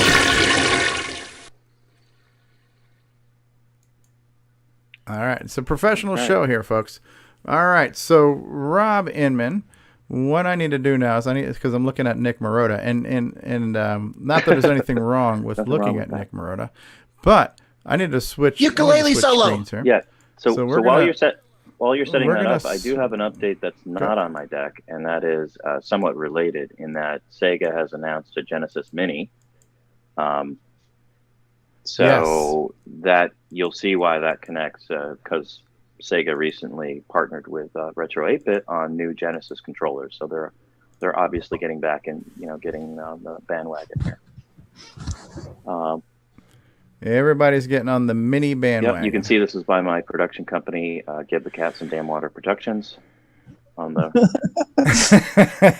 right. So yeah, you can go to the next slide. So hopefully we can have Richard on the show another time to kind of talk about this. But there's several different joystick to Atari, Coco joystick to Atari solutions. I think for most people, the Paragon adapters by Voice on Tech are the most kind of convenient. You just plug and play them into the back of your Coco. Neil Blanchard and Ed Snyder have other ways of doing it through the a PCB board, larger board for Neil Blanchard, which would be good if you're mounting a Coco in a PC case. And Ed Snyder has the PSG cartridge that has Atari joysticks. But the bottom line is, however you're going to get the connector, it does open up a whole world of possibilities when you have this very widely adopted, standard. And the only limitation, and I'm hoping to do a part 2 of kind of some ideas about what we could do about the analog aspect of the color computer, because these do not support that. So you're out of luck if you want to attach a Atari mouse or an Amiga mouse or something like that. So that's where it gets tricky to have an all-in-one solution. We're going to have something done that's custom for the Coco. But anyway, you can get these on Voice on Tech, and you can, wherever Paragon adapters are sold, voiceontech.com. If you want to go to the next slide, though. So I've been very excited about this because I bought a Designer Imposter kind of Genesis controller when I got the Paragon adapter, and I'm already having problems with it, and the button is sticking, and it's clearly not up to the standards of the original Genesis controller. So when I saw on one of the YouTubers talking about the Sega licensed official controllers coming out, I was pretty excited about that, and the quality looks to be, very comparable to the original controllers that were released by Sony, as you might expect. If they're putting their logo on that. And so the USB ones are out already. You can order them on Amazon. The actual Genesis ones, though, that I would need for the Coco are still not released. Okay. Just real quick, too, you had mentioned something about the circuit board thing that Neil Blanchard's providing. It's basically a joystick adapter in a box. It's like in a project box, and it plugs into the back of the joystick port. So it's not designed for a repack or anything. It's just a different implementation of that. I did not get mine with the box, so I just have a PCB board. So if I had the box, that's my opinion of how I would use it, because I have the plain board. So I never got the box for it. But it does also come with I think Neil can hook you up with a box, and so it could be a little bit more convenient because you could then set the box wherever you want. You don't have to reach into the back of the Coco. Yeah. So there are some definite advantages to the Neil Blanchard board or the Ed Snyder cartridge. So yeah, absolutely. Check them out. If anyone doesn't have any comments, so these are coming soon. These are real Genesis controllers and made by Sega or approved or certified by Sega. Either way. And if that YouTube link, which other people can, I think we can share the link, or if I'll share the link on the chat, because this is a publicly facing. Okay. Yeah, on this the is a YouTube publicly chat. facing Google slide deck. So I'll share it on the chat, and then people can click on that and actually watch the review of it. Okay. So here's where we get into a little bit of what will work and what won't work, because now we have access to this whole universe of new things, right? So I'm just waiting for the slide to update on YouTube here. One of the things that you've been talking about, Stevie, is, and we all suffer with, is this happened to me the other night. I was running the RS-DOS version of Come Guy, which uses port right, and then I loaded the OS9 version, and it said you've got to use port left. So that's just always fun when you've set everything up, and now you've got to start getting out the WD-40 and lubricating the DIN ports to start swapping things around. There are many switching options for the DB9 connector. I have not tested this. That's why I'm asking the question. And we can discuss it with Richard. I think it's a little bit pricey, but I think I probably will end up picking it up to test it myself.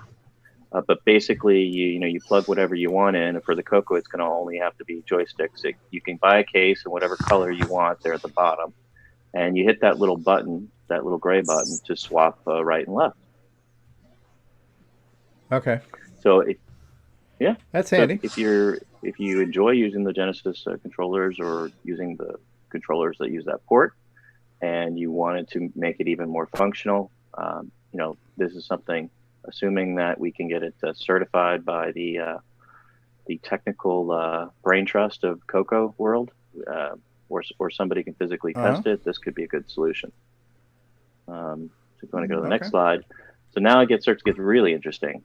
What if you could do the same port switching that I was just talking about? You could also do it with wireless controllers. So this is a Commodore 64 Nunchuck 64. If you hold a certain button down, it will swap the right and left joysticks for you, and it will also work with the conventional Wii adapters as well as the mini SNES adapters. So you could, assuming you like those controllers, because I think you have to use either one of those, you could, set up everything and then have a big party in your living room playing Popstar Pilot without any wires. So theoretically, we could have 2 wireless digital sticks connected to the Coco. Right. And on top of that, if we needed to switch the left and right orientation, we could hold down a button and do that. If you do a long hold on the button of the unit, the controller ports will be swapped. Yeah. And so, between, it's not going to attach right into the side like a Commodore 64. You're going to need one of the solutions we talked about on slide 1 to in between. Again, untested, we'll have to have Richard or somebody, comment on that, or I'll have to order it myself. It actually comes from it's an Australian production. It comes from Melbourne ConsolePros.com. Oh, here, I got an idea for a name. Since you can press a button and swwitch left and right, how about we call it the switcheroo? That's a great idea. That's going to confuse the market. Actually, Ken's saying, I don't know if he's talking about this, waggling the sticks, but I don't know if he might have been referring to something from before. So anyway, just a kind of an option that's out there. If anyone gets around to testing it before me or wants to go to this link and check it out, I will provide that chat there. As soon as I get done talking, I'll provide the link in the chat. If you want to go to the next link, I'll stick those in the show notes too. Yeah. Oh, thank you. Okay. Can't see the slide update yet on YouTube. Yeah, I see like a Wyco controller and a box. Oh, here we go. Plugged into it or something. So what if you didn't like those particular controllers? What if you just like your, whatever it is, you don't want to use the mini SNES or the Wii controllers with that particular Wi-Fi solution, but you want a Wi-Fi solution? Well, you can. There has been something developed for the Commodore 64 that will essentially let you use any 9-pin joystick you want wired, and then you can set your little transmitter box, in the back of the room if you want, and then hook up the joysticks to it. It has not been in stock. I don't know if they still make it anymore, but I do think this one's interesting to pull up, Stevie. I don't know if you can click on each of these links, if you could go in the links in order. I think this might be interesting to people, and certainly from tech standpoint. Well, this one says it's a retired project. Okay, it does. It's sending you to Breadbox 64 blog wireless C64 joysticks. Okay, so it may no longer be active, but I'll try the next link. Okay, well, the second link, you can see how they packed it inside of a Commodore, so it doesn't look like Paul Barton project. mod of the year, huh? I'm picking on Paul today. Okay, so basically, what this is a third-party transmitter receiver combo where you can take any wired joystick and make it wireless, and it's designed for, we'll call it the Atari style joysticks that use that 9-pin style, and you can see somebody packed it into this ridiculous C64 So it's actually built into the computer, right? So this is called the bread. So it's breadbox64.com is the link. That's the website. It's called the Joy-Fi. And so this box here, okay, Joy-Fi, like a Wi-Fi joystick. Okay, so you plug a joystick into the box. This box transmits to a receiver that's plugged into the joystick ports on your computer, and poof, instant wireless joystick for any old. It's a retrofit. It's a Wi-Fi retrofit for any joystick to make it cordless. So if you don't want to use one of these newfangled controllers, you can use the one that you always wanted to use, just from anywhere. Okay. And so, if they do a re-release or do a new run of these, it could be something that we could take advantage of. And again, just trying to make the work that Neil, Ed, and Richard have done be more useful and be able to do more things. And the fact that this is a very common port, there's a lot of stuff out there, probably more than I've even found so far. But you can see I'm asking the question now down at the bottom, what are we going to do about Coco mice? So there is a version here of these solutions that I didn't show that also has a third port. You basically plug it into the Commodore 64's 9-pin, very much like the previous couple of slides, and it has a third port for a PS2 mouse. Now that will not work with a color computer. That particular solution, because it doesn't do the whole voltage meter thing that the Coco needs to do. So there is no option, that's going to be already built that's going to allow you to basically, someone's going to have to build it that will allow you to plug your Coco joysticks, your Atari Commodore joysticks, and a Coco mouse in all to one thing, and that you'd be able to flip with a switcheroo to whichever one you wanted. There is nothing that exists, nor will it unless somebody builds it. So. All right. Well, we've already got Coco mice, so what we don't have is a variety of Coco joysticks. Yeah. So, and this is more I think appealing. For the mice thing, with ease of use and all of that coming out, is how do I avoid just the endless dance that I do on the back of the Coco to now I want to run a ease of use, so I've got to unplug everything and bring out the mouse. I'd rather have my mice always there plugged in, and then when I run ease of use, I want to just hit a button and switch over to the mouse. So, that's going to be a challenge. Right. And actually, when we're addressing having to change a cable from the back of the Coco, this is one thing where I actually like the Sega Joypad adapter that Retro Tinker, that's John and Neil, cheap Canadian labor. So with theirs, the cables are long enough where you can plug the Coco side into the back of the Coco, and then the box, the cords are long enough where you can have the box out front, in front of your Coco, and then if you had to move the joystick from left to right, you don't have to reach back so far. Yeah. So see, this is. Yeah. So I don't know why you didn't get a box with yours. What'd you buy, the welfare version? At the time, you didn't have it, or I can't remember. I might have bought this at CoCoFest. So he didn't have. I can't remember if it was mail or. Does that have the 3 connectors? No, is this the cost reduced model? Reduced, yeah. This is the cost reduced model. Okay. So the cost reduced model doesn't have the box, and it doesn't have the serial cable in there either. Then, right? The third connector. No, I think this Radio Shack required him to make it cheaper than the previous. So that's why. I think I've got a soundbite for that. Yeah.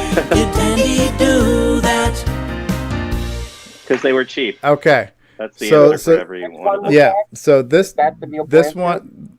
This is Neil Blanchard. Yeah. Well, Neil assembles them. I think John designed them. It says on the bottom of Retro Tinker. John. So this is a John W. Linville design, and Neil. February 2016. And got your Coco 3 yet? Assembled It says on the back. Woohoo! Assembled with cheap Canadian labor. That's similar to the adapter that Wicco used to sell to put Atari type joysticks on a Coco. Right. So that, I think that's one they called the cost reduction model. That I remember Neil talking about that once on one of the shows, but I never saw that. So you could do something.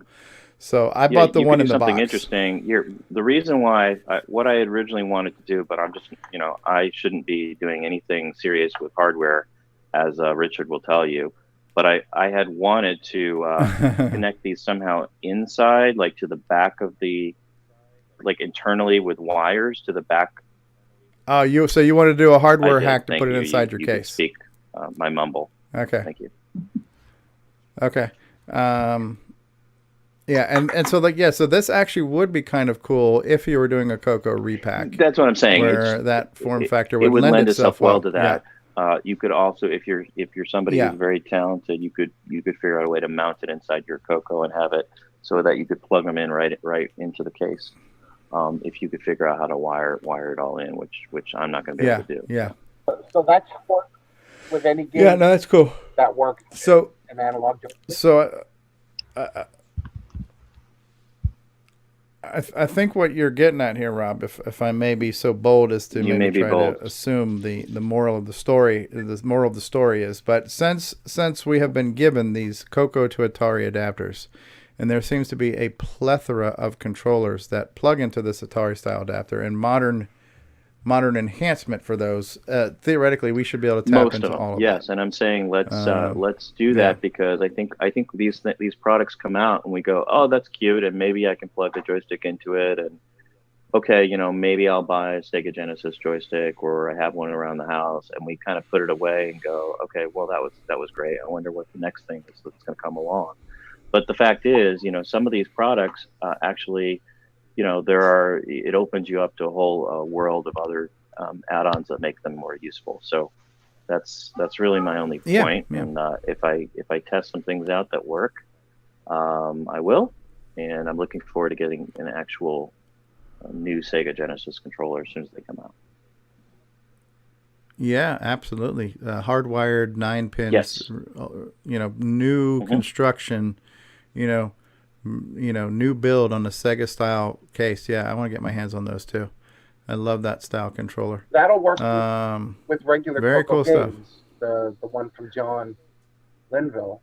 I think they both work with most Coco games. So I am particularly good with the Sega Genesis controller in Popstar Pilot. That's how I got halfway through level 5. And but the Coco PSG, no games support that right now, right? For the you have to address it differently, but it will handle those type of adapters, though.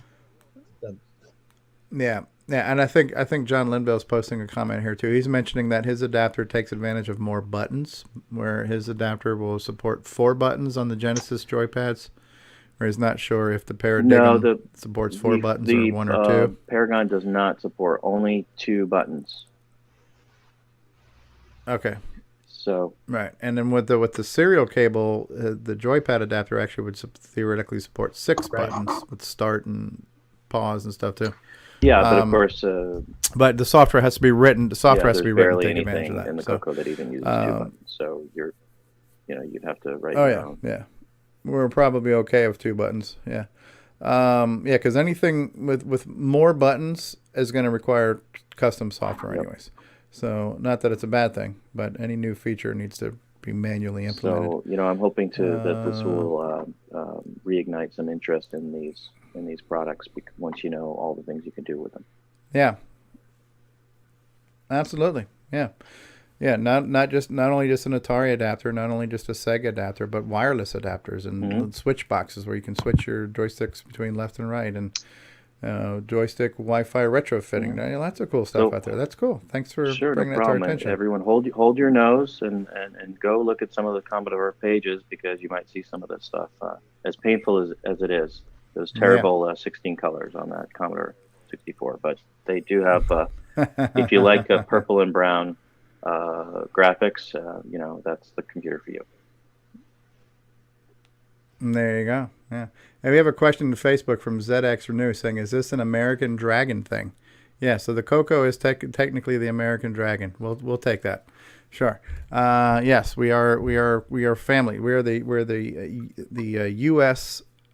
Relative of the UK Dragon. Absolutely, or the EU Dragon, right? Because the Dragon is in Spain and UK and all kinds of places, right? So yeah, we're definitely relatives Except to the dragon. Our dragon has color. We have a dragon 3. Yeah, and we don't spell color though. We spell color. Now, yeah, and I thought there are some things to talk about now. Whereas the Coco 2 seems, thanks to Ed Snyder, the Coco 2 is becoming more and more like the Coco 3. We'll probably talk about that. Was there anything else you wanted to add to your little joystick segment there? That was pretty much it. The only other thing is kind of related is that I bought Alan Huffman's Wi-Fi solution for the Coco at Coco Fest last year. I'm finally getting around to playing with it now. Well, I will probably tonight. And what I did was I got a what I do with it.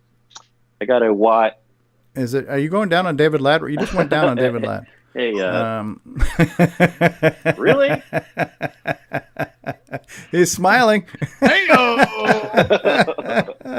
I just my setup just went away. David, I apologize, or you owe me money. I'm not sure which. We're getting into After Dark, are we now? Yeah. I would only do that if David was playing Predator at the same time, and then it'd be worth it. So I have a shit you can't see with the stupid background. Hold on, virtual background and off. Anyway, I didn't really need to show you this. It's a Wi-Fi adapter. A Y cable for serial. Y cable. You probably could have just told you that without showing it to you. But in any case, on one end, I've got the drive wire connected, and the other one's going to go into my Amiga. And so I'm going to then connect both of those to the Alan Huffman Wi-Fi and kind of have a 2-in-1 solution for either drive wire, or the Amiga has a drive wire type of solution called Amiga Explorer, where you can basically do the same thing and communicate with the Amiga. So I'm basically experimenting with the Alan Huffman devices for that. And Alan has his own website. If anyone's interested, you just Google Alan Huffman Wi-Fi, and you'll get right there. Sub-Etha. There's Sub-Etha software too, right? So those are my updates. Very cool. Very cool. So that concludes. Whoops. Wrong button. Same color. I think this is the dump button here. Oh. There we go. That concludes another core dump, tech dump right there. Thank you. Cool. All right. We got some news to talk about. Nope. I'm done. Go ahead. I'm sorry. Stevie. We'll take a break. We'll come back. We'll talk about some news. All right. So we got choices and commercials here. Let's see. We want Coco Do? Do we want Forest of Doom? Do we want Switcheroo? Do we want a Wallaby cable? We haven't had a Wallaby commercial. Forest of Doom and Switcheroo. You guys want a double commercial? Oh, yeah, Nick Marionettes. Ooh, do I have OS 9 in here? I do have OS 9. All right, so how about we're going to do this? We're going to do a Wallaby, or two back-to-back Australians. We're going to do a Wallaby and then an OS 9 commercial. So you guys got, and Bryza made it. Hey, Bryza. So you guys got plenty of time to tinkle if you need to. So we'll be back here.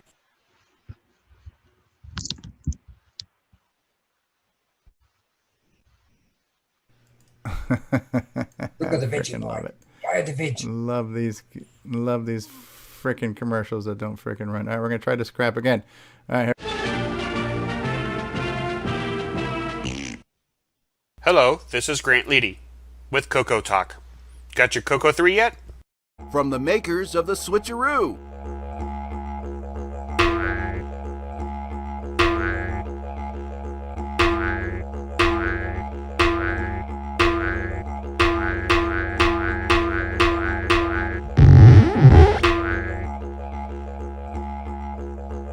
Wallaby cable, Color Computer 3 dual RGB cable. Get yours today at cocoman.biz.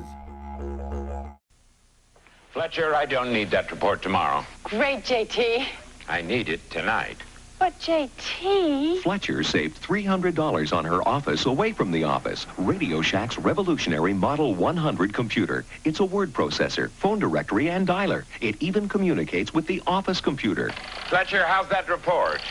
Fletcher. Radio Shack's Model 100. Save $300 and put it to work. You'll go far, Fletcher. You'll go far. We now return you to CoCoTALK.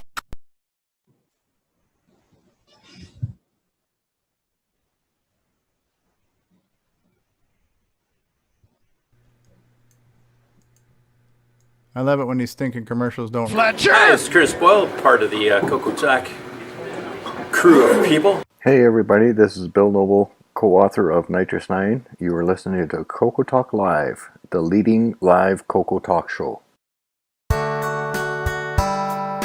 Good day, mates. This is Nick Marionettes, author of such color computer titles as Donut Disaster, Rupert Rhymes, and Rockstar Pilot. And I am here today to tell you about the world's most fabulous operating system, OS 9. OS 9 and its current incarnation, Nitrous 9, is the most advanced operating system ever created. And what makes it so good? Ease of use. I find OS 9 so incredibly intuitive that I haven't once cracked open the user manual. And yet I've been able to create such incredible games faster than the time it takes to sing Waltzing Matilda. Using OS 9, I expect my next game, Funstar, will be done this weekend and distributed exclusively on ROM cartridge. OS 9 forever. Any resemblance to actual events to persons living or dead is purely coincidental. Radio Shack has a great gift idea for the whole family. Fast action TV games, and they're on sale. Get this 6-game model for $29.95 or the 4-game model for $21.95. With rising entertainment costs, that's a real bargain. You play hockey, tennis, squash, and more. Easy to hook up and great family fun that lasts all year long. The sale price TV games. Only at Radio Shack, a Tandy company. We now return you to CoCoTALK. We're back for reals this time. Hey, Nick Marenti, is you there? Do you notice what shirt Tony Pedroza is wearing? Vice President of Good Glensa? T-shirt. So, nice shirt there. All right, so we have news to get to, but before we do that, since we have a person who's been on the panel, hey, D. Bruce Moore, can you hear us? D. Bruce is here. D. Bruce is muted. All right, we have somebody in the panel who we have not heard from too much. We've heard from him in the live chat, but this is his first time on the panel. And he is also possibly somebody who will be helping us stream in the future as one of our backup streamers. It's Steggy, right? Terry Steggy? Terry Steggy. So Terry's here. So we're going to play This Is Your Life, Terry Steggy. And you can tell us your backstory, what you did back in the day, what systems you had. And fast forward to today, what are you doing now for the retro hobby, all that kind of good stuff. Okay. So take it away, Terry. I started pretty much with Coco 1. My dad got me trying to keep me out of trouble more than anything, I think. Progressed over the years. Started kind of getting into the programming scene a little bit. I did start working at Radio Shack in, late 80s. I worked there for about 6 years. Ended up as an assistant manager. Kind of did mostly computer repairs and stuff, mostly the Tandy 1000 stuff at that point. Had a pretty good collection of TRS-80 stuff until I got some damage to a house and actually lost the whole room that had everything. So I've been slowly recovering that. I actually have all the Tandy or TRS-80 Model 1 clear through the 4. I have a Model 2, actually 2 of those. And then I've got quite a few Coco 1s, Coco 2s, and then I got into the Coco 3s pretty late on. But that's pretty much what I've been up to lately anyway. Trying to get into some programming. I'd like to try to do a Unity type connection. I'm trying to look into doing that and see if I can do some 8-bit programming on that and port out over to the Coco. So that's kind of where I'm at. You're talking about the current Unity game engine thing that works Exactly. on modern It systems? actually has some plug-in capabilities. Okay.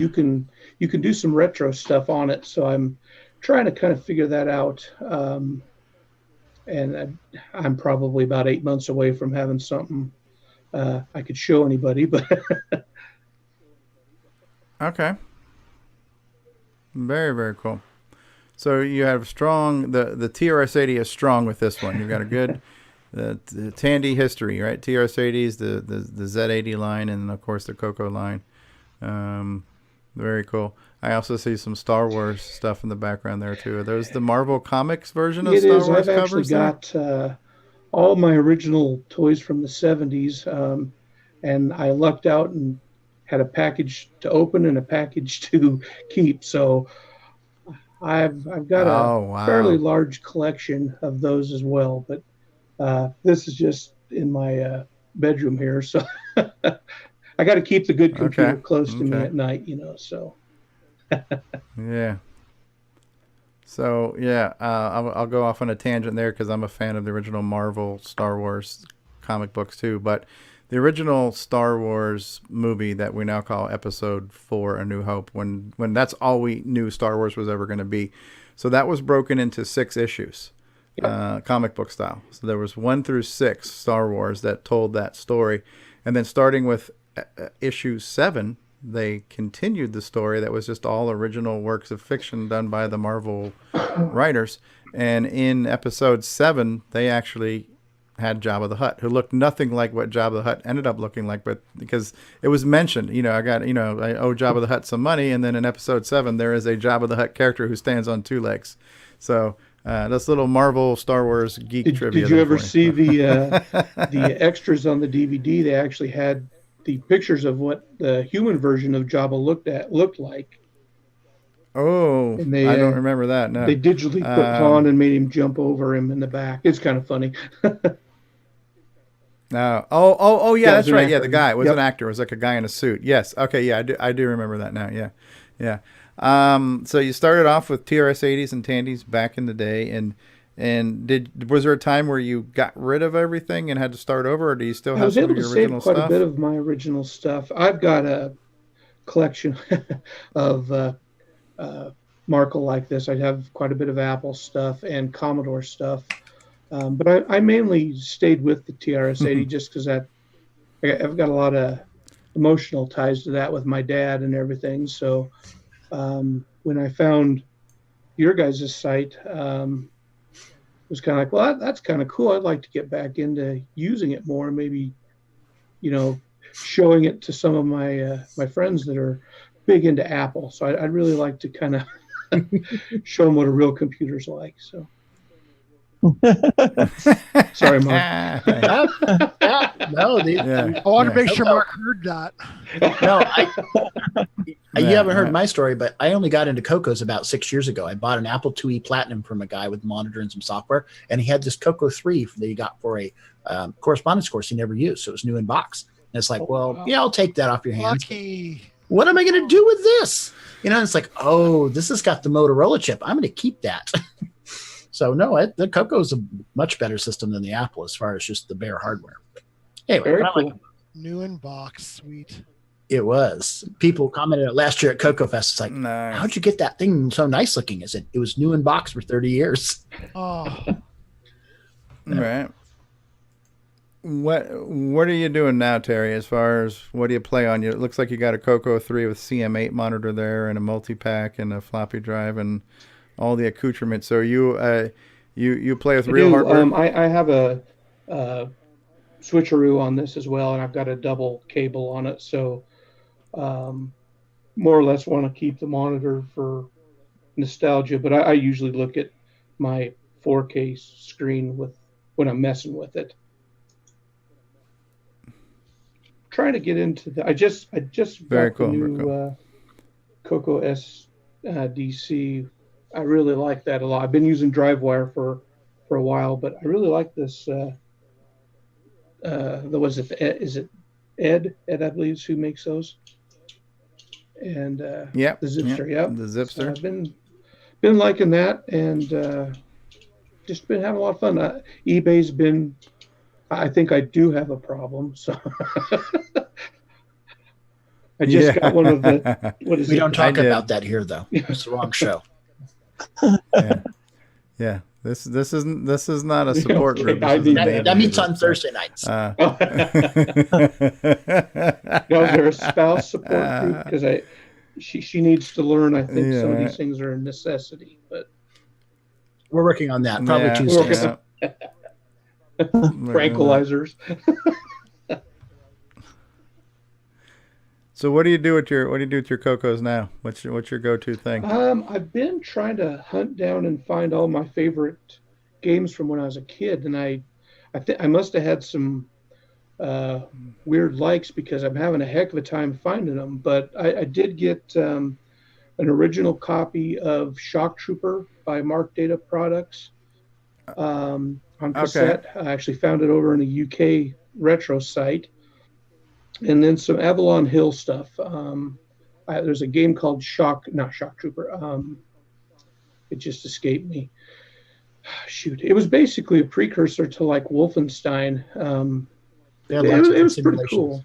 Yeah, they did do a lot of stuff, but it was an actual 3D, we'll say 3D style game. Other than that, I've been really enjoying going through all the archive and pulled out all my old Rainbow magazines and I don't know, starting to type some of that back in again. But I really enjoyed that. And I was glad to hear that the new Rainbow magazine was going to have some actual typable code in it. That I think that's important. I like that idea. Yeah. Hey Terry, not this issue per se, but yeah, coming up. Just if you want to type the programs back in, you're welcome to. The Rainbow on discs and cassettes are on the archive. So if you don't want to do that, you don't have to. There will actually be a typing in program in this first issue. I've actually written one for my article. Oh, you did? Nice. I forgot. Cool. Mm-hmm. Yeah, and I think Jim Gary had offered that there should be some type of contest to get a few people to play a few of his games at Coco Fest, and he would sponsor a prize of some kind if we can get a high score competition on some Jim Gary MC10 games. That'd be kind of cool. Very, very cool. Well, and also you had offered to be one of our new streamers for the show. So when we have a technical emergency or I have my one bad day where I just wasn't mentally capable of doing the show, we have somebody to be able to press the button and stream it for us. And then you mentioned you're like, well, listen, and I thought you were just kind of pulling my leg because I was just like, all right, you're like, what do you need? I go, well, you need a decent internet speed and a decent PC. And you're like, well, I got an i9. I got a, GTX 1080. I got 3 4K screens. And I'm like, yeah, right. But I mean, have you... 3 4K screens. When's that enough? So it sounds... These eyes so you've got 12K. You got 12K of resolution on your stuff. What are you doing with all of that? That's not Coco related, I imagine. So let me tell you. On that 4K screen, that cursor blinks so cool. 4-foot wide cursor.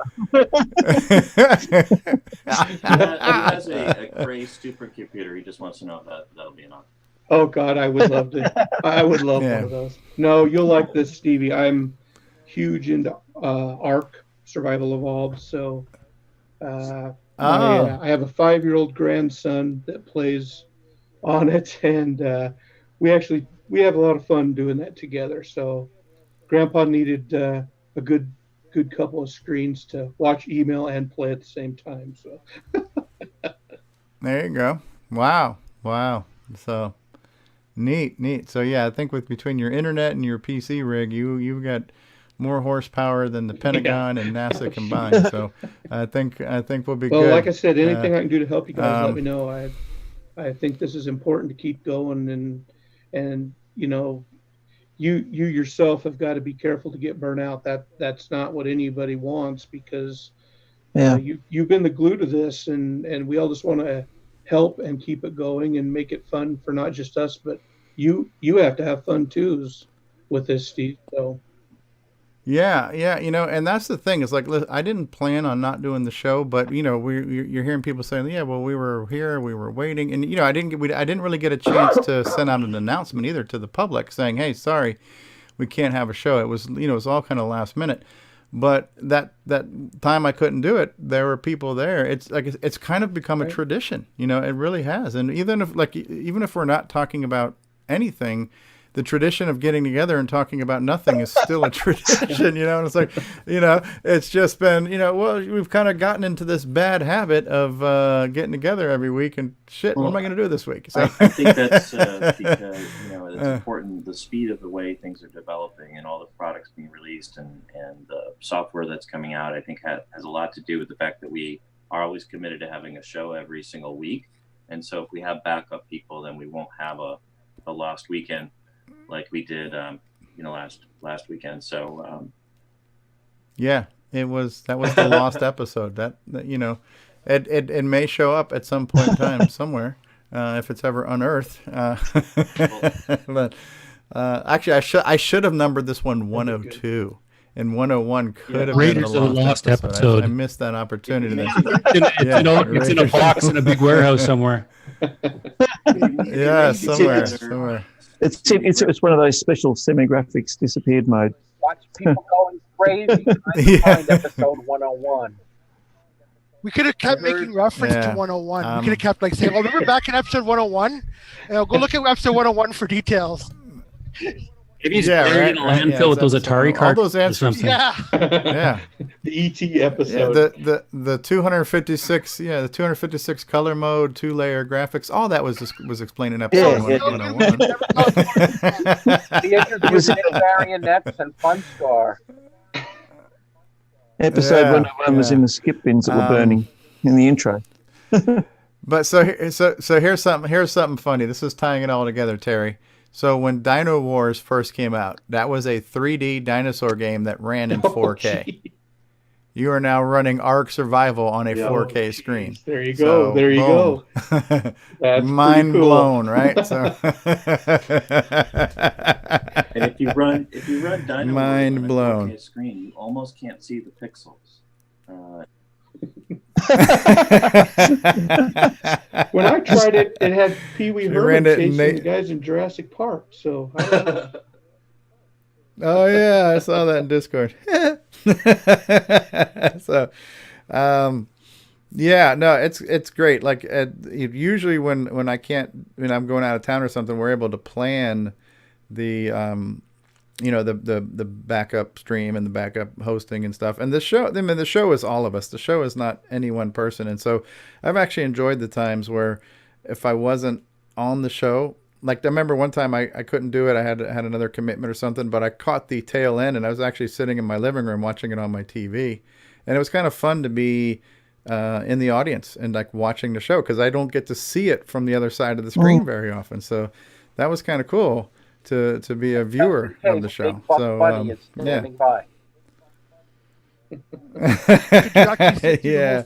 So I forgot. I had something. We had something going on. It was some event or something. So I missed the first hour of the show. Episode? Could you actually watch the whole episode?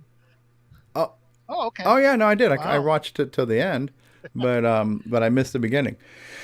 So no, it was cool. That was cool. So yeah, we look forward to having you and a few other people helping us be backup broadcasters and stuff. And definitely sounds like you got a good system to do that with. Thanks for having me, guys. This is cool.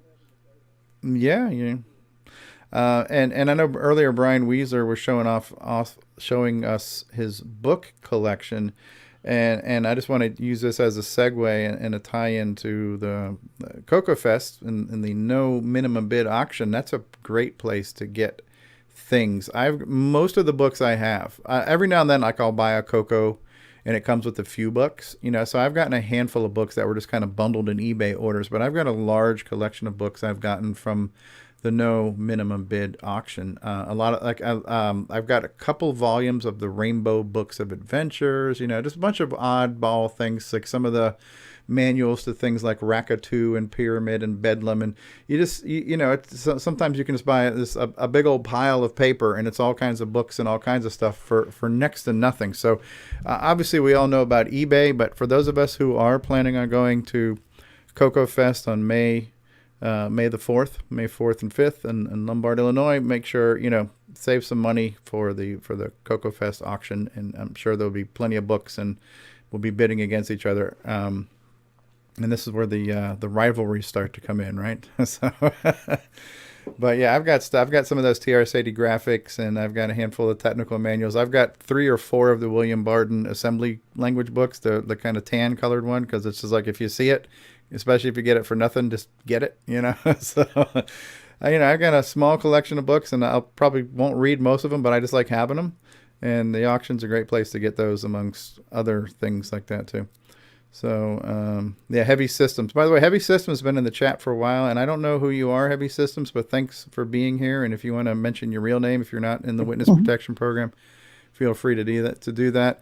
Another person in Facebook, Jen Jewell, says, I just got my 3rd copy of Ark. We were talking about Ark Survival, which is not a Coco game.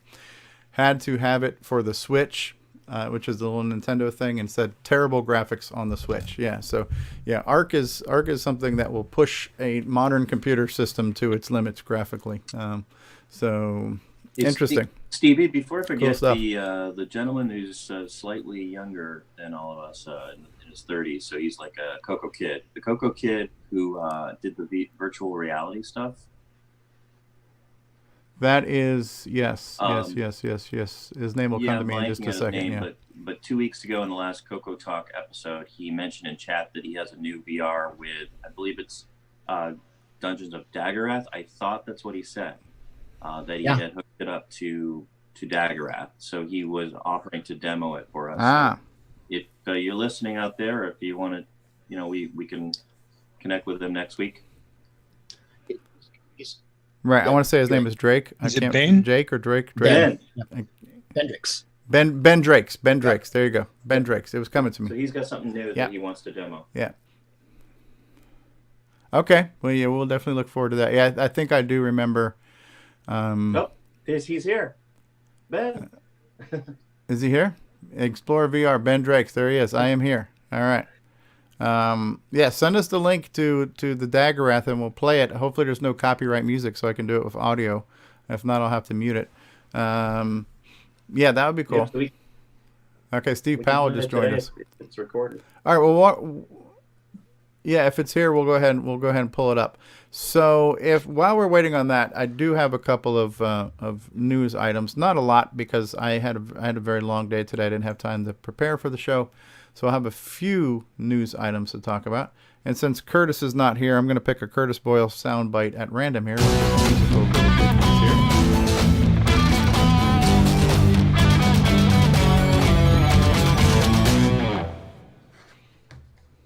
Woo! Rock out with your real-time clocks. All right. So where is my screen thing here? All right. So I was able to pull a handful of links from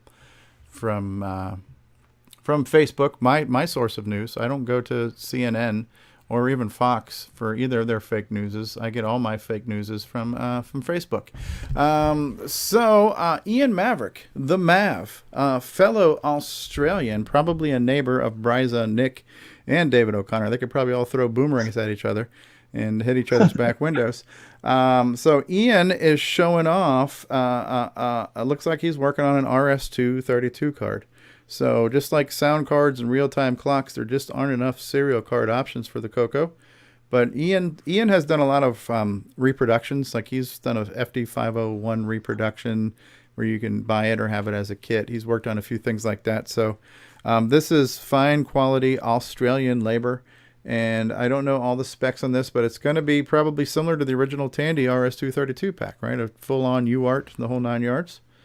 So we will wait to see. I think it goes without saying that the things that Ian makes are really good quality.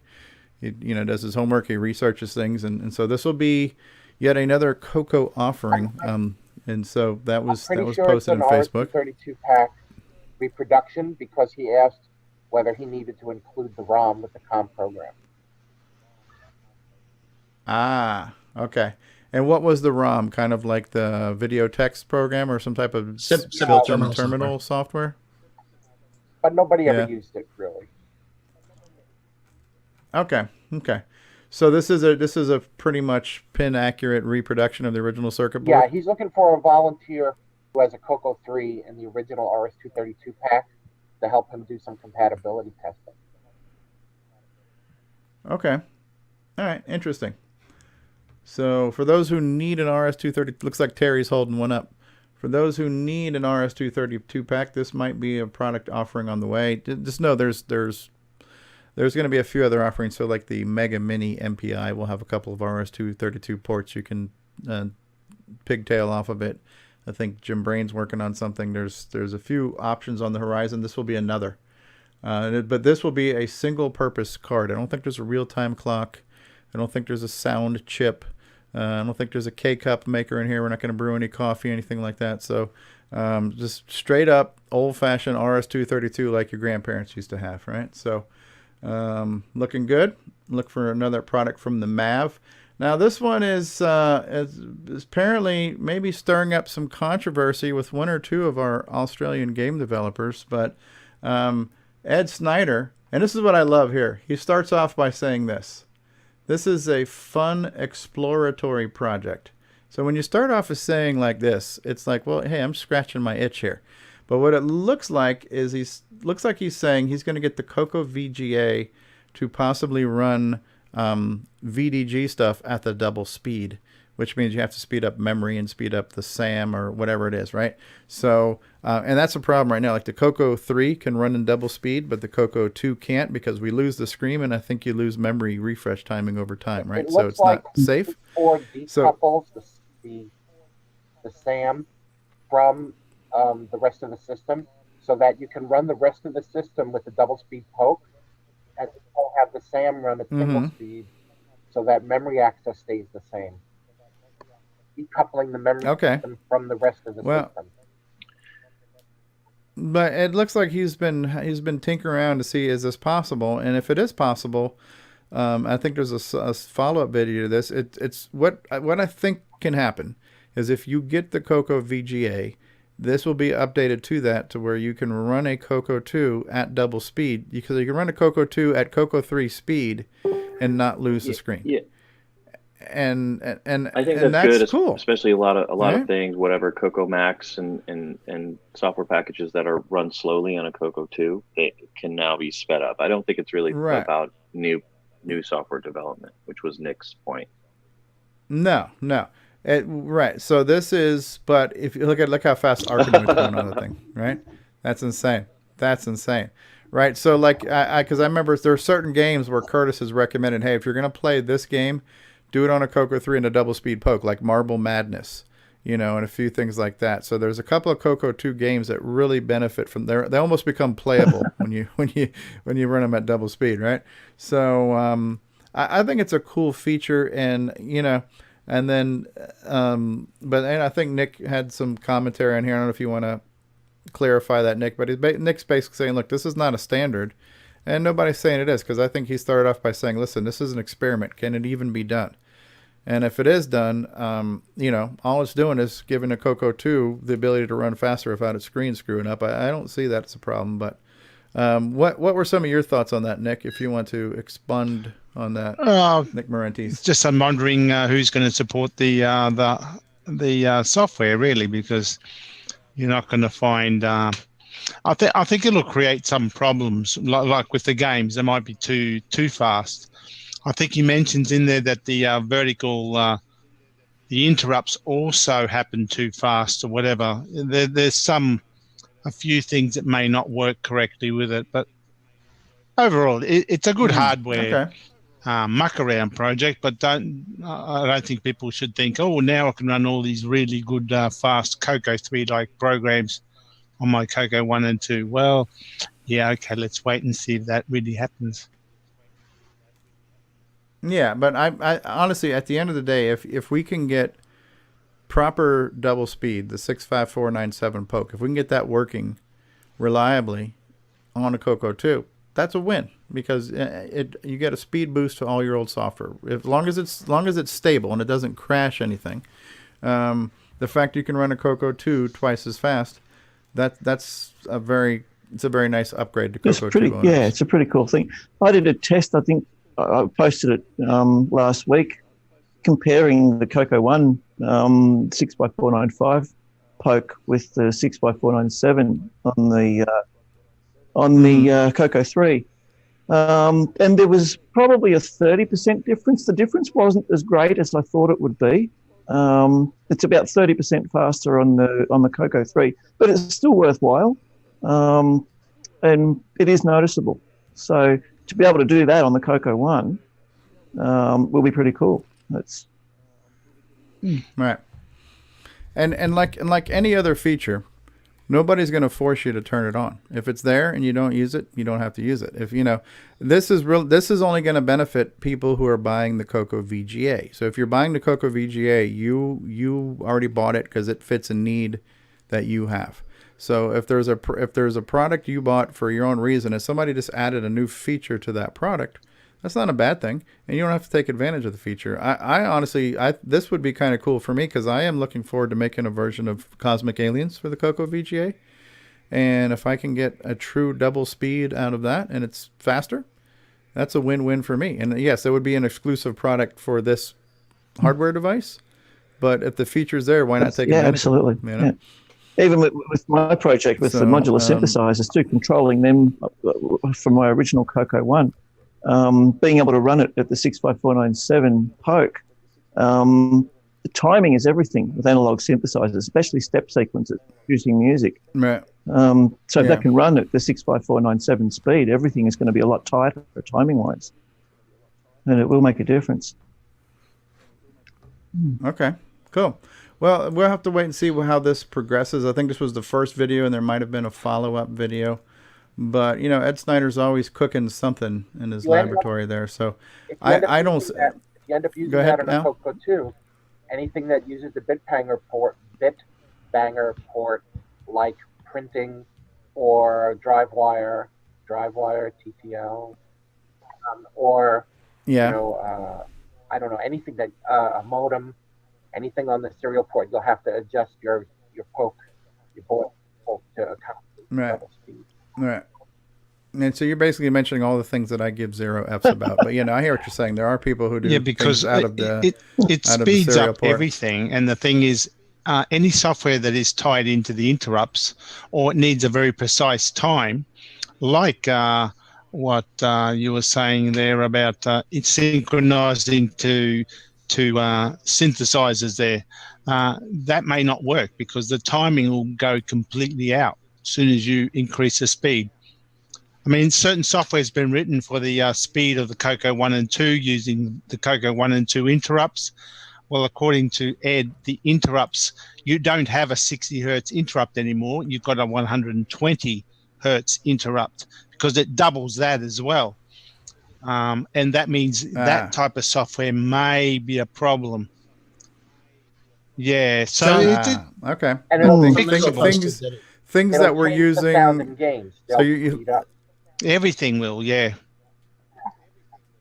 Yeah, and that may or may not be the intended result. Like you might want the game to process faster, but you might not want some of the other timing to be faster too, because that could have undesired results. I guess with the interrupt running at double the speed, you're going to have half the pulse width for that interrupt, and certain logic chips that are hanging off the externally from the Coco may not respond reliably to that.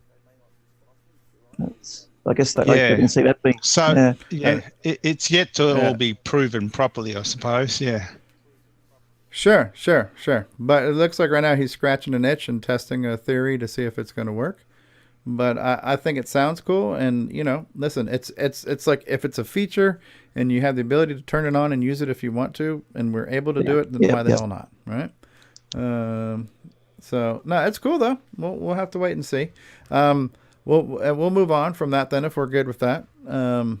So I did want to talk about this because we were all talking about this I think the other day, and so Alan Huffman posted this picture where somebody did this is I think from Mad Magazine. And so they took all of the kind of celebrity endorsements for the various computer systems. It was the cover of one of the Color Computer magazines. Yeah. Oh, was it Color Computer? Because it looked like Mad Magazine. Well, maybe they had the same artist, but it's off. Yeah, it is the artist. Same artist. Coco magazine. Okay. So I was able to identify just about everybody. The one that really screwed me was, I guess that's supposed to be Kirk, but to me he looked like Jim Garner from the Rockford Files. And it was like, if it wasn't for the stripes on his shirt, I wouldn't have known that was Kirk. But so obviously we have Isaac Asimov here. That's our TRS-80 guy, Tandy guy. There's Charlie Chaplin, who was the PC Junior guy. So that's David, Dick Cavett. Dick Cavett. He was Apple, right? Alan Alda was Atari. So William Shatner was doing Commodore PET stuff. I don't know if he did VIC-20 stuff too, or just Commodore PET. VIC-20. Oh, was it VIC-20? Yeah. And then what was Bill Cosby? Who was TI? TI and Jello Pudding. That guy was just getting endorsements on Jello Pudding and your TI 99. It's so good. Yeah, so he was getting endorsements out the wazoo. This is Bill Cosby talking to you about Rufinals. So good. So I thought that was a cool picture, and I think more than one person looked at that guy there and said, "Hey, is that freaking James Garner?" Because it does not look like William Shatner. Yeah, they need Bill Bixby in there for the Tandy stuff. Yeah. This might have been before then. Might have been before Bill Bixby took over. He did a lot of the Tandy 1000 ads. Yeah, Tandy, 1000, 2000, 3000 stuff. So this might have been a few years before that. Yeah. But that's really that's a major snapshot of history right there, this character, all those guys. Celebrity endorsements. Who did we have later on as far as celebrity endorsements that were endorsing computers? I mean, I can't even. The only one that comes to mind right now was that dude. Like, dude, you're getting a Dell. Like, it was Steve from Dell. I can't even think of like celebrities getting behind a brand name. Well, and then you had like, I'm a PC, I'm a Mac. You had those commercials, but it wasn't like, hey, this is William Shatner for Dell computers. I don't remember, when's the last name brand celebrity you guys can think of after the 8-bit systems? Oh, well, he did that whole infomercial for that Next Step system or whatever it was called. Yeah. What else? Who is that? That's the cover. What magazine is that from, Brian? Hot Cocoa. Wow. That's a good cover they got for Hot Cocoa there. That's cool. Wow. Yeah. Yeah, I don't know that many celebrities that I can think of, even like in the 90s, that were hawking a particular computer system. They made training videos with celebrities. I saw one for Windows 95 with Matthew Perry and Jennifer Aniston from Friends. Oh, wow, that's funny. Well, yeah, Windows 95. Yeah, Windows 95 had a pretty big launch. There was a lot of media. Yeah, the Start Me Up with the Rolling Stones was like the theme for that. Yeah, neat. So yeah, that brought back some memories of all these different guys. And think about it, would you buy a computer just because you were a fan of frickin' Hawkeye from MASH? Hawkeye's using that computer, should I buy that one too? I mean, what's going through these people's minds that it's like, dude, I'm going to buy this system based on the face on TV, though. I mean, you're looking for any way to stand out. So if you got, Kirk, James T. Kirk. Yeah, James T. Kirk. This computer has got so much power. Just you can understand like someone like Kirk though is perfect for that role because Star Trek's right down our alley. Yeah, yeah. And think about it. Like, frickin' look at Charlie Chaplin in the background. He's not even facing everybody, right? So the Tramp, that character, the Tramp, So, I mean, that was IBM PC Junior's whole thing. Is let's get some douchebag, dress him up like Charlie Chaplin to try to sell our computers. I mean, that was this is wrong on so many levels. Obviously didn't strike any chords with anybody. Yeah, so Charlie Chaplin's facing the wrong way. Dick Cavett. Yeah. Interesting, right? Yeah, here's another one from Ed Snyder. I guess it's the same thing, different update to that, so I guess we don't have to worry about that. But we do have our very own David O'Connor. Speaking of real-time clocks, the burning new hot hardware product that everybody's got to have. I need a real-time clock to update my real-time clock. So you've got a post here, David, and I'm not even going to pretend to understand what you're talking about here. Do you want me to pull up this picture? Yeah, the picture's probably going to make it a little easier to talk about what I'm talking about. So. It looks like a cryogenic chamber here or something. I don't know what's going on. I'm not seeing the picture on my screen. Oh, I have to switch screens here. Let me switch back to news. Sorry about that. I'm waiting for the Coco version. I have too many. I lost you. Yes. Okay, here we go. So here's a picture of God knows what. This looks like a laboratory. This looks like there's a kidney diffusion unit going on here. I don't know what's going on. So what we're looking at there is the mother of all real-time clocks, quite literally. It's every real-time clock on the planet is synchronized to a reference standard. And it just so happens that a friend of mine invented that clock. What we're looking at there is two cryogenically cooled sapphire crystal microwave oscillators. The world's most precise clock source. They're accurate to plus or minus 1 second every 40 million years. There's one of them literally controlling the Geneva World Time Server. Wow. So they don't have to be wound. You don't have to wind this one too often, right? Only every 40 million years you get a wind. Yeah. Maybe top it up with some new liquid helium. Yeah. it actually runs on liquid helium, which boils at minus 270 degrees Celsius. So it's operating literally about 3.4 degrees above absolute zero. In 2015, I had the exciting opportunity to actually work on that project. Australia is updating our what they call over-the-horizon border radar protection system, which basically scans our horizons or over the horizon, hence the name, for slow-moving ships and slow-moving aircraft and whatnot. And this clock is part of an upgrade for it. Basically, the more accurate your clock source is, the slower and finer detail you can detect from a longer distance.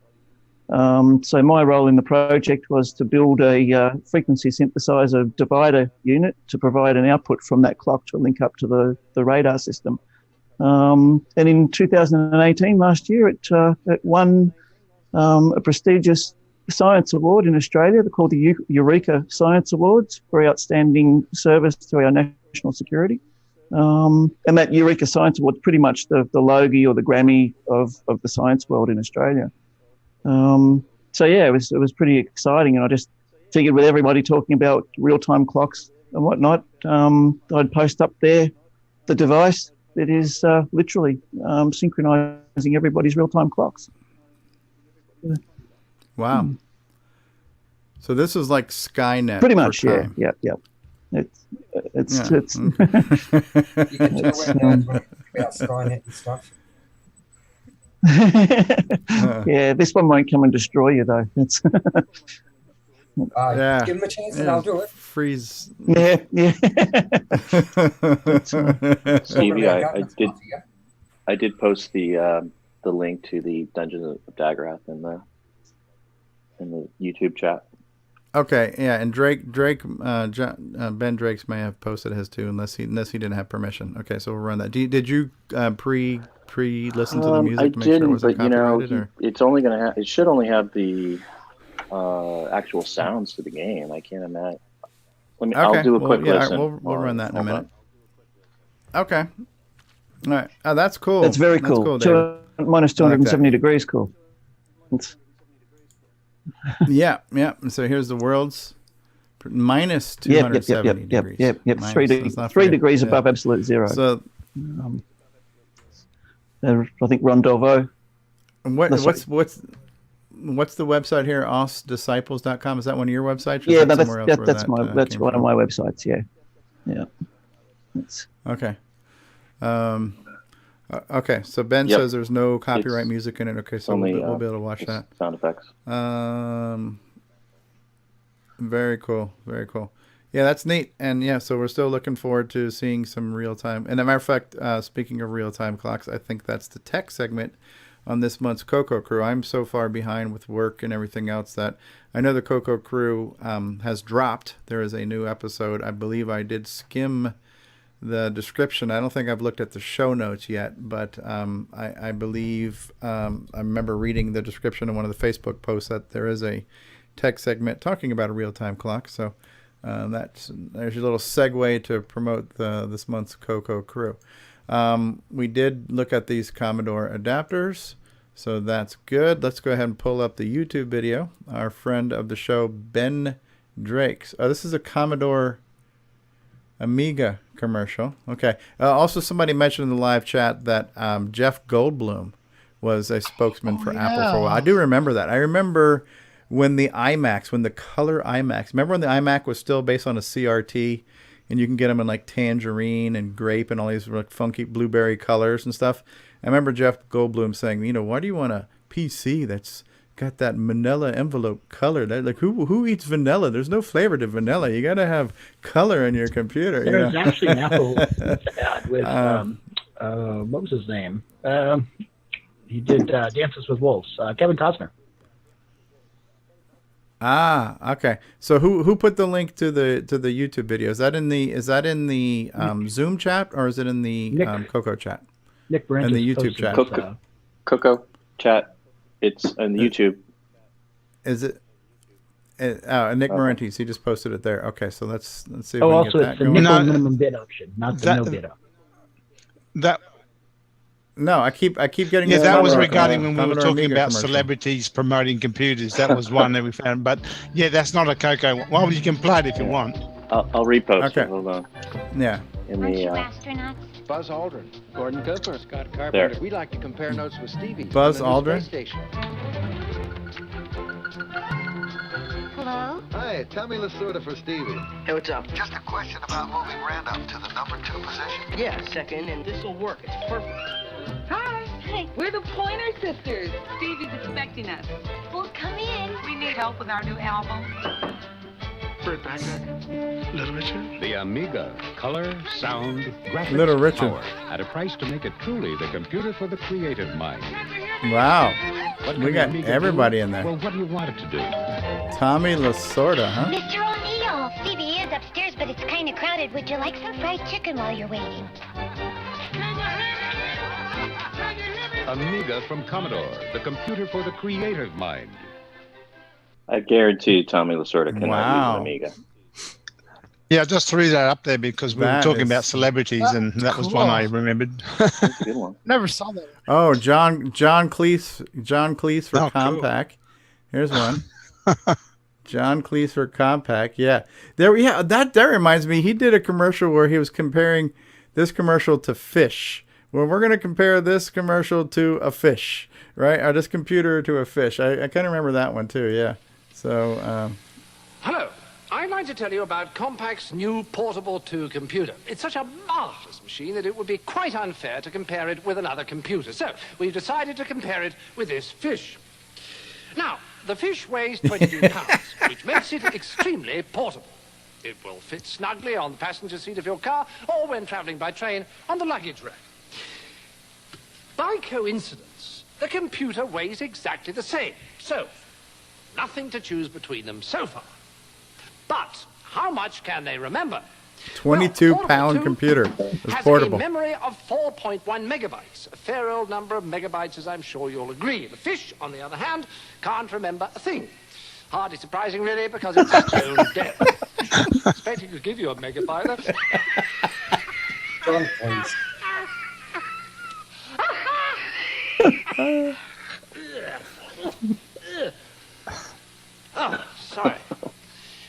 expect you've been wondering just how much IBM software this fish can run. The answer, I'm afraid, none. The compact portable 2, however, can run... Okay, we get the idea here. All right. Has anybody found the link to the YouTube video for the... Yes, I reposted it for the in the YouTube. for the you video. can see it's 4 lines back. In the Sorry. YouTube, so now I got to switch screens again. So there we go, YouTube.com. Here we go. Enter the Dungeons of Daggerath. Here we go.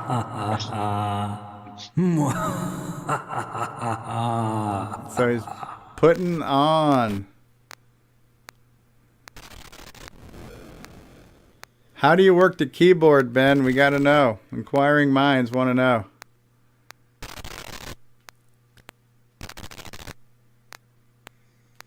Oh, he's stepping forward. Okay, he's tracking. Oh, so he moved his foot to the right and it turned right. Oh, now he's backing up. Damn snake.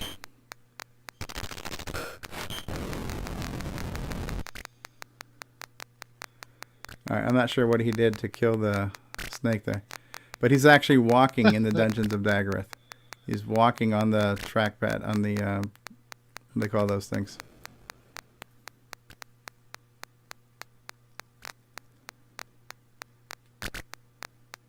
Spider? It's a spider.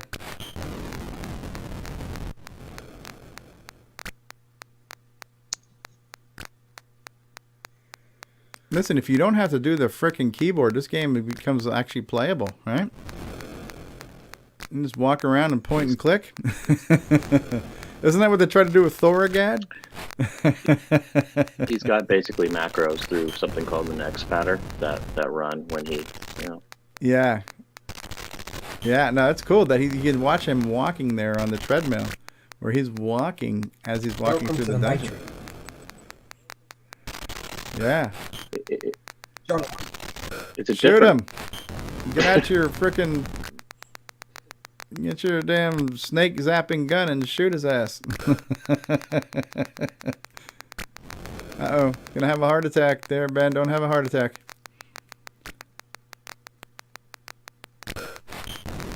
You know, it's like even if you just did a joystick interface of Daggerath where you could like turn and move and just press the fire buttons to attack, the game would be... Is that cheating at that point? Because isn't that half the challenge is beating on the keyboard and not getting your ass kicked while you're trying to type 50 times ahead of the game? Not too bad on the delay. A little bit of it. No.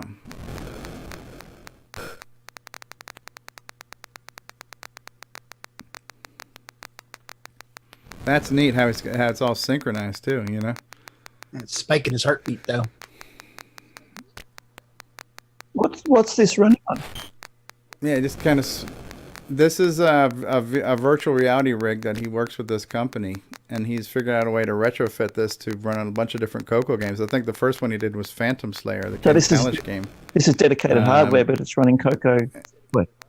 Yeah, but it's doing it in an emulator, and then he's got some type of device that maps it to the keyboards. Yeah, I think he did Nick Marenti's. Did he do your Gate Crasher? Yeah. Ah, see, we got the TA. Turn right, attack right. Yeah. Yeah, this is the problem with a real keyboard too. You get these freaking finger flutzes when you try to type in the game. Go back to CoCoTALK episode 87 and we have an interview with Ben Drakes in the VR Phantom Slayer. Yeah. For reference.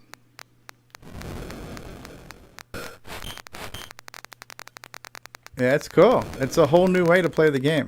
You know what I mean? You know, if you can actually walk in the game. Sometimes you need an excuse just to get back into it, and this is a good one. Yeah, and you know, you actually get exercise while you're playing this game, so you're not just sitting on a couch. You can get your step counter completed. Yeah, just tie this into your Fitbit. If that's running an emulator, it'd be really cool to actually build a hardware interface to interface it with a real Coco.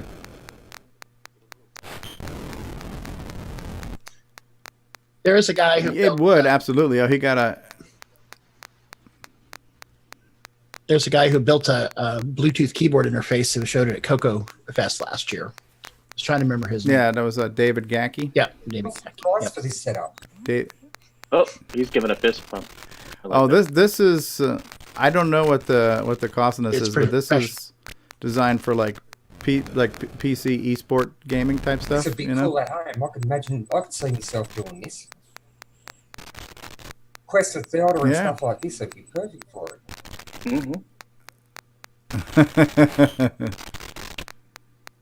I don't think this is even consumer available. I think they take these things to like shows for people who can come and see them at malls and stuff to do them. I'm not sure that this is probably for the amusement industry where you can come to a. Yeah, I think so. The current market is amusement industry.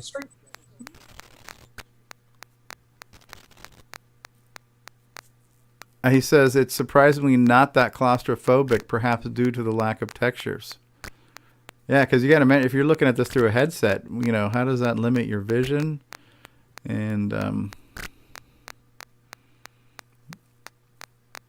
this one's in stereo. I can hear it in stereo, so this has got to be the PC port of it, because on the Coco you wouldn't hear things in different speakers. Unless you use the OPL3 chip.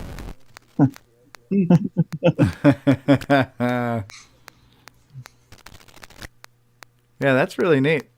Now, obviously, anybody listening to this later on at the podcast has no idea what the guy's doing, but we're watching him turn around and walk on a treadmill and, walk and turn and point and click and stuff. It's pretty cool. And there's a snake. Shoot it! Shoot that damn snake. Looks like he's pointing a gun, yeah. Okay, so he's responding to you, David. He says, not at the moment. It's not going to be easy to interface with real hardware. But there's some type of like I forgot what it's called, the XPad interface or something that allows you to map to keyboard equivalents that are good for emulators. So you take the output of the VR into this box that then sends it as either keyboard or joystick things to an emulator. So it's easy. It's as easiest to interface that way right now. You know what game I'd like to see with that? But it's a Coco 3 one. It's Iron Forest or Medieval Madness. The phaser gun ones that Dicom brought out years ago. Oh, where you could actually point the gun too while you're in the game. Yeah. Send a link to Ben. He's Explore VR. I think Ben's in the Dragon group. He's probably in the Coco group too. Ben Drakes. Send him a link to the game that you're talking about. I'm sure he'll find a way to test it out. Yeah. Uh-oh, you might have just bought the farm there.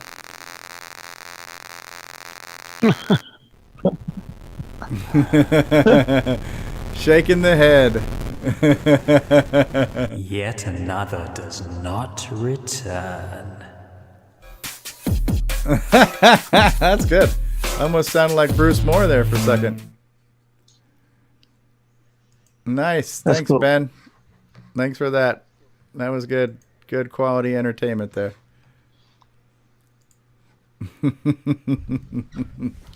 Another does not return. Yeah, good stuff. Good stuff. Was there anything else in the news I needed to cover? I don't think so. We got to the real-time clock. Yeah, like I said, I did not have a lot of time to prepare before the show today, but somehow we're now going on 3 hours of show with no preparation, so I guess that's not too bad.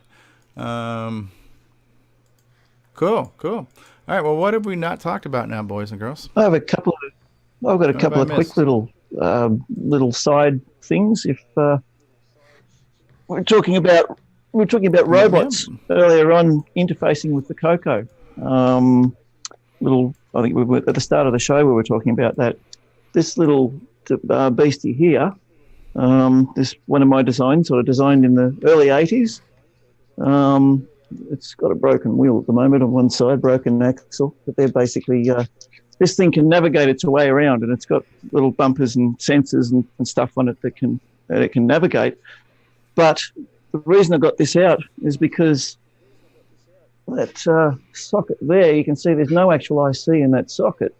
That was designed to connect to my Coco, and I could put a pen in it and program it and make it, run around the floor and draw a pattern. Oh, kind of like Color Robot Battle, where you could tell it where to go and what to do, or Turtle graphics. Yeah, right, basically. Yeah, very similar idea to that. So yeah. So yeah, just thought when that was mentioned earlier on, I just happened to be going through cleaning out some stuff last night, and that was sitting in one of the boxes that I cleaned out. So yeah, that was a little hardware project I had interfaced with the Coco in the early '80s. All you have to do is add a vacuum to it.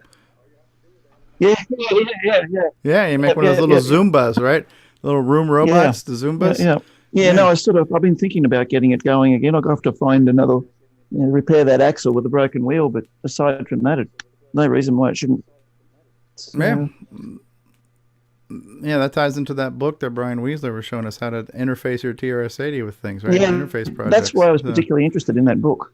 Looking at different ways that people do things. It's always good to get inspiration for stuff like that. Yeah. Like also for the project with the modular synthesizer. That's as we all know, I've been working on this thing, trying to get it running for the last month or so, and I hope to have it up and running, but the power supply has been the big hold up, and that's almost finished. That's the power supply as it is now. Is that a flux capacitor there? That's a huge freaking coil. That's a big. This here is a big toroidal transformer. It's a 160 watt transformer. This will power the whole wall behind me, basically.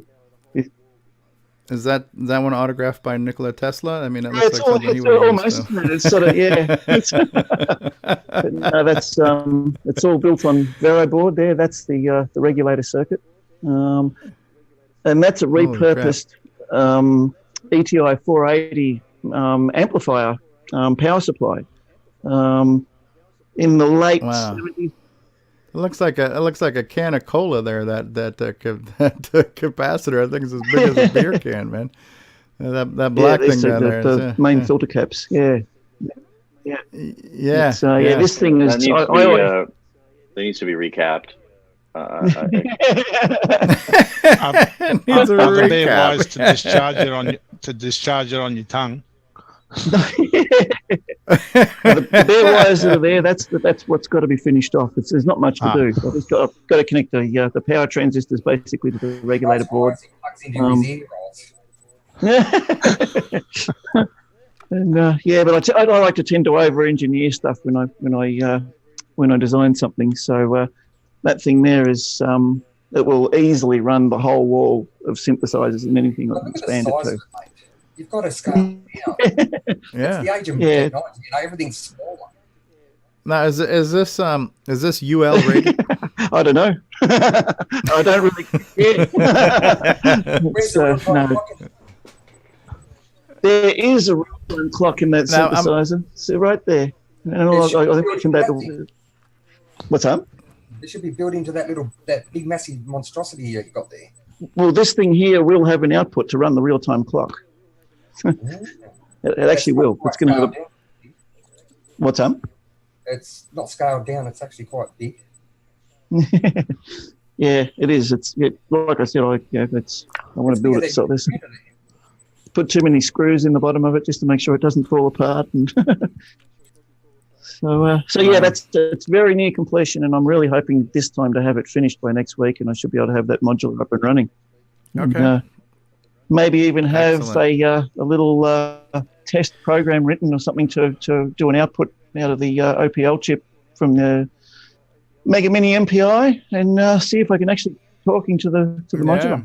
Have you watched that Sheldon? You know what? Sheldon, or what do they call it? That show? Oh, Sheldon or whatever. I can picture him doing that with all the bloody battery or the nuclear reactor shit that comes in the smoke detectors. I could picture him making his own little reactor in that room. Wow. Nuclear power running everything. Yeah, a bit of what do they call it? Thorium power. Yeah. It'd be kind of cool if we could have the color robot back where people built their own robots and you had to program them with the Coco and then put them in an arena and make them fight. Right. Yeah. So we have battle bots, but they have to be programmed by a Coco. So, you configure your offense and defense modes, you put them in the ring, and, there can be only one. One robot will leave. You get to do it all wirelessly, too, with all this, the wireless interfaces that have been talked about earlier on. Yeah, and people sitting there with the CoCos in, on the sidelines and controlling. Oh yeah, you got to tweak the code in your robot. Oh man, I gotta tweak my code here. I gotta send some new instructions over to it, right? So that'd be way kind of cool. Cool There'd stuff. be only one cool champion. Stuff. You know who that would be anyway. That'd be Somnus. If he ever done that, we got no chance against his brain.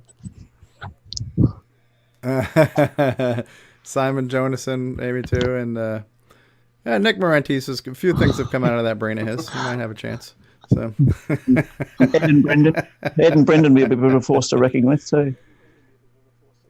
Yeah. Cool.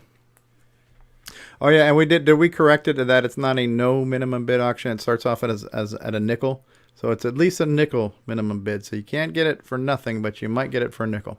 I'd buy that for $1. So we got that going for us. But yeah, there's always something good, deals to be had at your Coco Fest. Cool. What else have we not talked about, gentlemen? Anything you guys want to talk about? Yeah. I had an update on the Rainbow. Just an update on the Rainbow magazine. So Ron has got some stuff together for me to preview. Bunch of pages together, over 40 of them at the moment. But anyway, a few comments, but we're getting stuff put together, so we should have something shortly. Oh, and I did register another domain name because Stevie let the other one elapse. So we know. I didn't let it elapse. What happened was a porn company reached out to me and made me an offer I couldn't refuse. There we go. And so the rainbow.online became, I don't know what it was, but yeah, so as soon as I let that thing go. Yeah, I don't know what happened, but like the day after that domain lapsed, it became an adult website. How you go from Rainbow Online to adult website, I'm not sure, but they anyway, I registered a new one called rainbow.online. Anyway, changing the subject. Anyway, new website, the new Rainbow Online. The new rainbow.online. It just currently has WordPress. Okay. Yeah, it should. So it depends on how fast DNS propagates. I only set it up today, so my DNS. This site can't be reached. Well, your DNS is not updated yet. So TheNewRainbow.com. .com or .live? .online. What is it? Yeah. No, .online. .com?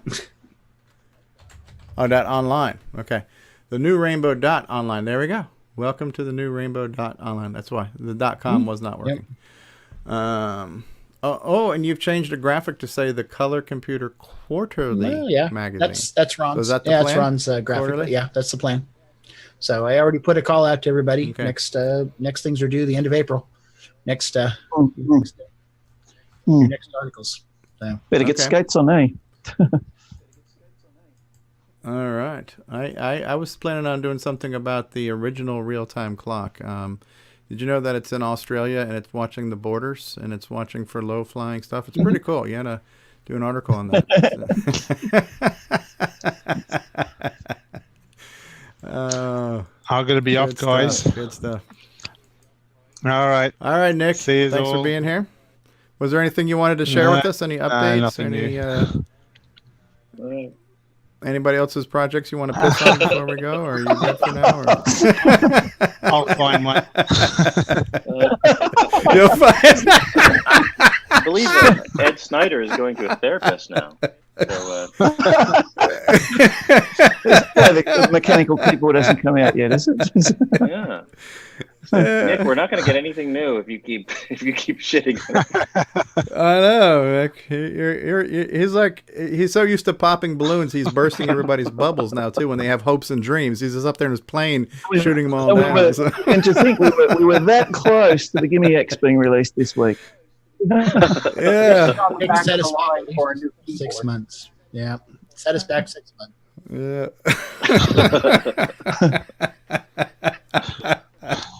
All right. We love you, Nick. I'll see you next week. Bye-bye. All right. Bye. Bye. Good morning. Bye, Nick. Hey, Stevie, do you have one of the, what do you call, Coco SDC images installed on your SDC? The one that has like Coco2 games-C2 and games-C3. Just the standard Is that image that you can download, VHD or whatever you install from the archive. No, it's not from an archive. It was I got mine a long time ago when it came with a SD card with stuff on it. So that's what you can download a collection of stuff from the Color Computer archive. Next week I can show you, because I had this thought that wouldn't it be great? I mean, as much as I love the semi-graphics interface for the SDC Explorer, and it works on all different computers, and it works pretty well, and I'm pretty happy with it. What would it look like if there was a high-res solution for the Color Computer 3?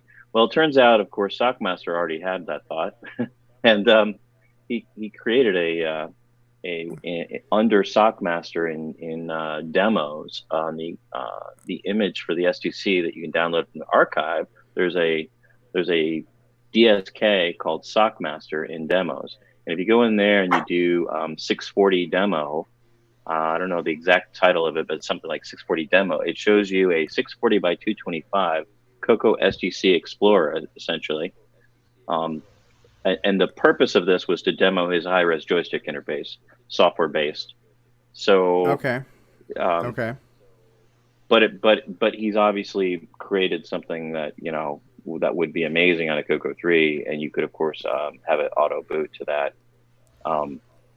If you wanted to have something that was a little fancier than the SDC Explorer, but. Yeah, and I don't disagree that visually that would be an amazing thing to have. However, I don't know if operationally opening up that RAM would not screw up being able to launch certain programs. But Correct. I don't so know, that is obviously the concern. But if Sockmaster is going in that direction, then maybe he's the one that can always do the impossible. He's got a way to maybe.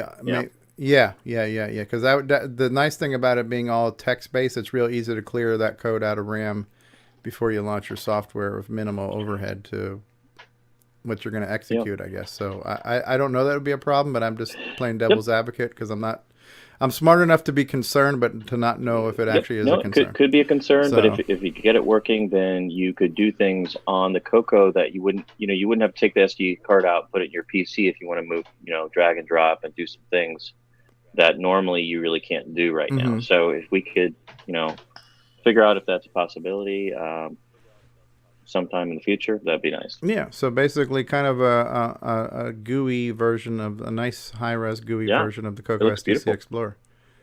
Now we're starting to get into like what were those things called? Like the BIOS. There was a couple of the GEM. There was a couple of graphical desktops that just ran on top of your TOS, actual operating system. Workbench. Yeah.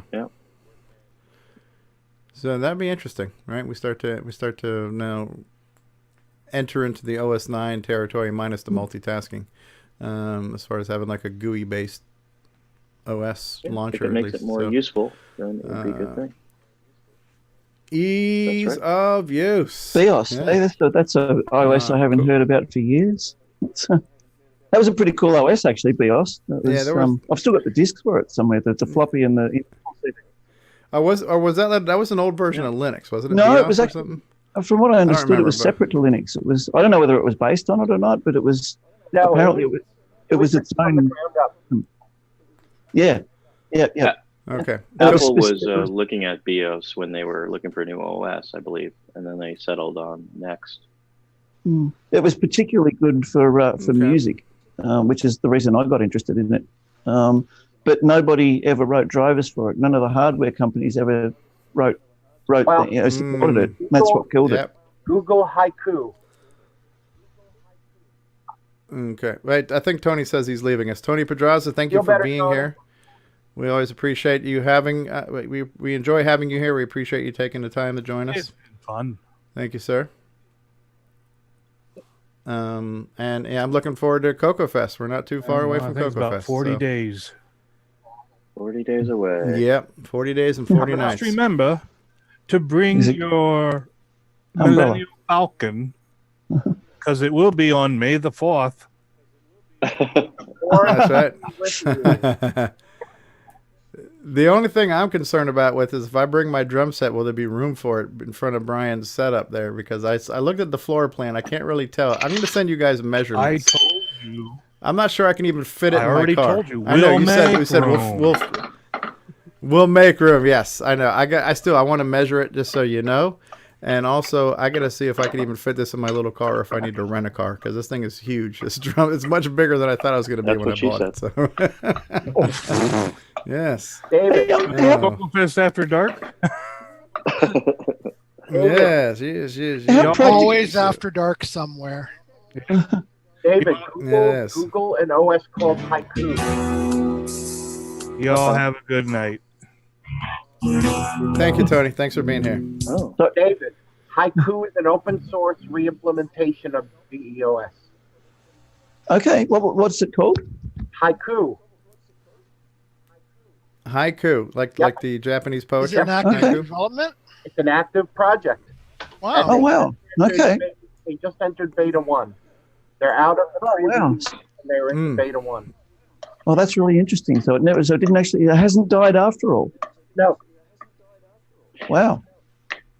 No, I have under my desk my old VEOS box and my power computing Mac. My Power Mac runs VEOS also. Thank you for adding the Vegemite in the background, David. I just added Vegemite to my ground turkey. Yeah. Others are posting Vegemite in there too. I thought, I've got to join in that. So it's been all over Facebook. If you play Popstar Pilot and you can't get to level 2, you take the Vegemite and you smear it all over the CD. That really is the secret. Is Vegemite to winning Popstar Pilot. This turkey tastes too good. What can I do to it? Oh, Vegemite. No, dude, what can I do to make it taste smoky, like salty shite? Salt. Smoky salt. So is this in the Popstar Pilot handbook or something? It's like somebody put salt in a turd and lit it on fire. No, it's not. It's not the fault of Vegemite that it's the color of you know what. That's called flambé. This is turd flambé. There we got it. Let's no smell of it. There it is. Oh, that's good. Yeah. I guess I should be holding up my jar here too, since we're all Vegemiting out here. So what's the expiration date on your jar? It never expires. I don't know. 2008. I never have to worry about expiration dates on mine. Yeah, on air, Stevie. I don't think there's. Did you try Vegemite on air? Or am I imagining things? Yeah, that's what I thought. Yeah, I did. When I got Brian Joyce sent me this. I'm trying to see is there an expiration date on here? But put it in something that you like. I know that you like and you want salt in. Yeah. So now there's a song on the back, and I don't know the medley to this song, but it says "We are happy little Vegemites." Yeah, I know the one. We all grew up with that song. Yeah. As bright as bright can I've got be. both a jar of Vegemite, which you can't see, and a jar of Marmite. Yeah, let's not bring up Marmite. I've got a sore spot with Marmite will make you dream of Vegemite. Go to YouTube and type in the Vegemite song, and you'll get it. It's on there. Okay, there you go. Although you might not want to do it on the show. I will do that, but I won't do it now because I'd be afraid to get a copyright strike. Marmite is like a French version of Vegemite. How do you enter SBC with multiple game discs? How do you put the next disc in? We went through this. You have to. We actually did a live Discord tech support with Bruce Moore the other night and helping him. So are you using the Coco SDC? Explorer. Yeah. So if you use Coco SDC Explorer, I think it's Shift M to mount the actual folder that all the discs are in. Yeah. And once you mount the folder and you launch the first disk, you can just tap the button on the side of the SDC to switch your disk disks. images have to be sequentially numbered, so it knows what you're. Yeah, they also have to be sequentially named, so it has to be like games dash games disc 1, games dash 2. Well, there's action. I like that the guy who plays the ukulele is telling me about taste. Is this where you put in the irony hashtag? Let me show you. Well, let me demonstrate something with Vegemite here. Oh. Are you gonna eat that shit? You're gonna do a fingerful of. Yeah, fingerful of about Vegemite. OS9 and Vegemite the same way. That's like you're a true Australian. Yeah. His fingers did not start smoking. Here, since we had a request for ukulele, I've got a Nick Marotta video here of some ukulele.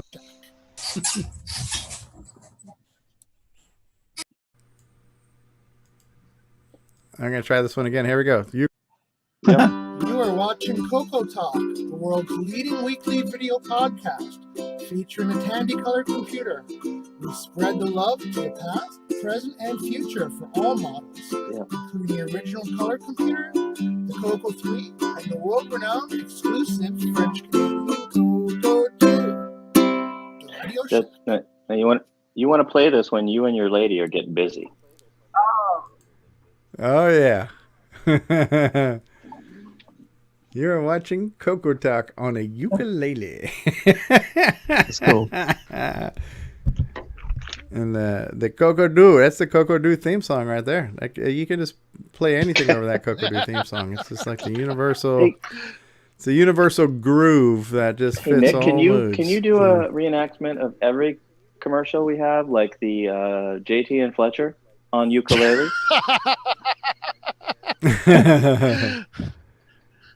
Ding a ding a ding a ding, Fletcher. I don't need that report today. Ding a ding, I need it tonight. But JT, ding a ding a ding a ding.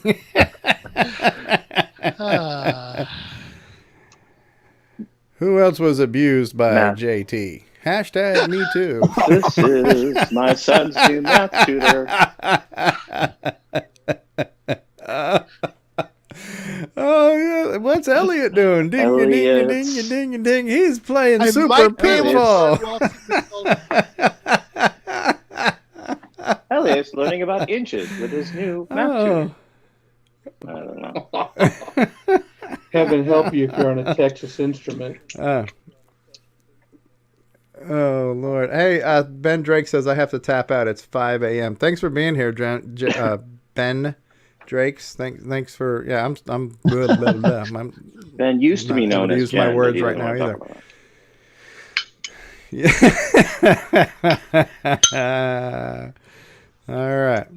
All right. So what do we say? Have we beat this show to death? Is there anything else we want to talk about? Anything we didn't? We missed a whole week of show. So I did have one question. Coco Fest. Yeah. Has anybody done, or has anybody considered doing a Coco Talk from Coco Fest? Well, we talked about doing that last year, and it's just there's so many things going on. It's really hard to, so we had talked about it. There was a lot of random live streaming from laptops and phones and stuff, but like a coordinated CoCoTALk, I'm not sure. What if that was one of the round It's not a bad idea. Kind of a panel, Well, they did that. They did the Coco Crew did that last year. They had a Coco Crew roundtable. What about a crossover episode? I'm not opposed to it. CoCoTALK all on one stage. Yeah, I'm not opposed to that. I think at one point in time we did have a time slot open. But I said, look, I'm more than willing to give up that time slot if you need it for, anybody of any importance. So I think we actually had something penciled in where we could have had one, but I was like, listen, we don't need to hog up the airwaves. We hog it. We get enough airtime as it is. So it's not a bad idea. If it's not official, maybe just an impromptu one. What I really wanted to do last year is I wanted to get us together for a group photo and this and that and the other. But there was just so much going on. It doesn't seem like it, but in 2 days, there's so much to do and so many people to talk to that it's really hard to get anything done. And my biggest regret was always like not spending enough time here or there because, I used to live stream everything. So I spent all the time stuck behind the laptop and I never got to hang out in the exhibit room. So like last year, I tried to hang out more in the exhibit room, but you can't be everywhere at once. Yeah, fair enough, so it's a challenge, but no, it's a good idea. The thing that made me think about it. The thing that made me think about it was, for those who are in different countries like Australia, and even for those in America who can't get to it, who've never been to a Coco Fest, I think the best chance we'd have of doing that would be like after Coco Fest is over, we end up hanging out in the lobby of the hotel and sometimes till 3 a.m. and later, and maybe just putting a laptop in the lobby there might work. I don't know. Maybe Stevie, you just record whatever you can record and then splice it all together, after the event because. Yeah. What I'm not going to try to do this year is I'm not going to try to be the streamer of the event. I've done that. I've done a few events for a few years, and you just lose out. So as much as I would like to broadcast it for everyone else's convenience, I'm going to be selfish and not try to stream the entire event this year. I just want to be at the event, and I'll try to take as much coverage as I can with a handheld camera or my phones. But I want to experience it and not. That's fair enough too. Yeah, I'm always losing. Yeah, I always lose. Totally get that. So one person can stream it whenever they feel inspired as well. Well, there's enough of us. Yeah, there's enough. Like we did pretty well with things like Tandy Assembly and VCF Midwest, where we had people like Jason and Grant and stuff, and they all brought us a piece of it. So we could probably do. There's enough of us there with phones and other things where we could probably do that. Yeah, I suppose you're going to have a heap of footage there anyway, and even to compile something together later. Even to spread it over 2 shows after 2 Coco Talks after Coco Fest. You have plenty of material there. Yeah. But that's a good suggestion. We'll try to squeeze some in. Terry, you saying you got to go, guys? Sorry. All right, hey, listen, thanks for joining us. We look forward to having you on again, and as we all get caught up, I definitely want to, myself or Tom or somebody, as we pass the torch from getting people set up with their OBS, hopefully other people can help other people too. Like once we get Rob set up, maybe Rob can help get a few people set up and so on. So we got limited resources and limited bandwidth right now, but I want to make sure I don't drop the ball again. So I want to stay on top of everybody and get you guys going as soon as we can. My work schedule, it makes it very tough for me right now. I'm working 3 jobs at once, or not at once, but back to back. So I don't have a lot of time during the week. Only 3 jobs, and then weekends. What was that? Yeah, tree. I'm like a Jamaican. I'm doing tree teams over there. So whatever I can do to help, guys. Again, thanks again. And, we'll see you next week. I hope. Yeah. No, we appreciate it. All right, Terry. Good night, guys. Anytime, man. Anytime.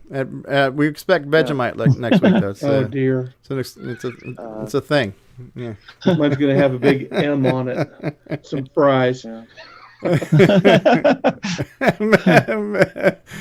McVegemite. What is that, McVegemite? McVegemite. a quarter pounder scoop of it.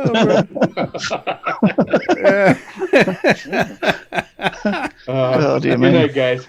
All right, take care, Terry. It's getting past all of us old folks' bedtime. Terry will be back next week with his i11 Intel processor. His i11, it's still midnight. Right? Yeah. It is. It's not quite midnight for me yet. It's still midnight. Yeah, the clock. The real-time clock says it's 12 o'clock. It's only 8:41. I'm ready for the West Coast edition. Come on. Yeah, just right. It's must not be tied in. I must not be tied into that Australian master clock. That my real time. That's the time it is over here. It's just before 2:15 on Sunday afternoon over here. Oh, okay. So we're in tomorrow. Yeah. You're in the future for you guys. Yeah. So is the future bright? I got a couple of big metal halide lights above me. It's very bright here. Are you asking if he's wearing shades? I'm not actually, but I should be. And David, my long-term goal, I don't know how I'm going to get to it, but I want to try to get the latest version of Ultimuse set up for you in a kind of ease-of-use format with everything kind of plug and play, so I can send you a VHD that you can just load into your SDC and launch it. So I'm curious what you could do with that software. But it is right now it's a pain in the ass to set up. So I'm trying to figure it out as a sort of semi-literate OS 9 person to then send to you. So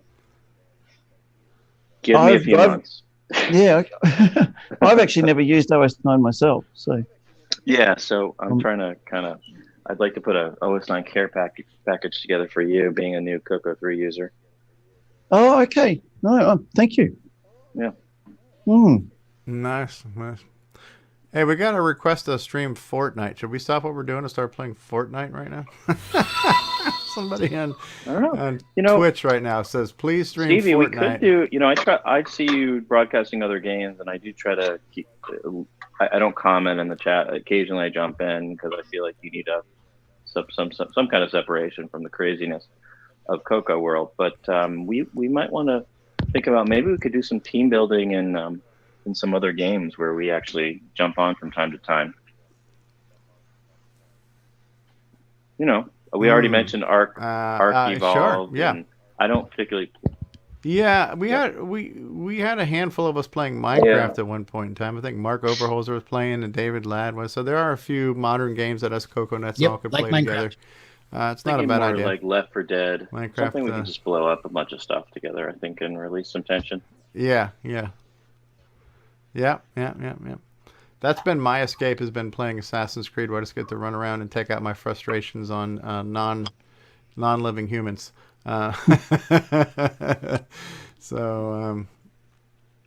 cool. All right, so we're going to wrap it up? Yeah, my Vegemite, it's time to wrap it up. My Vegemite's getting warm because it's been sitting on that 512K of RAM. It means it's easy to spread now. Listen,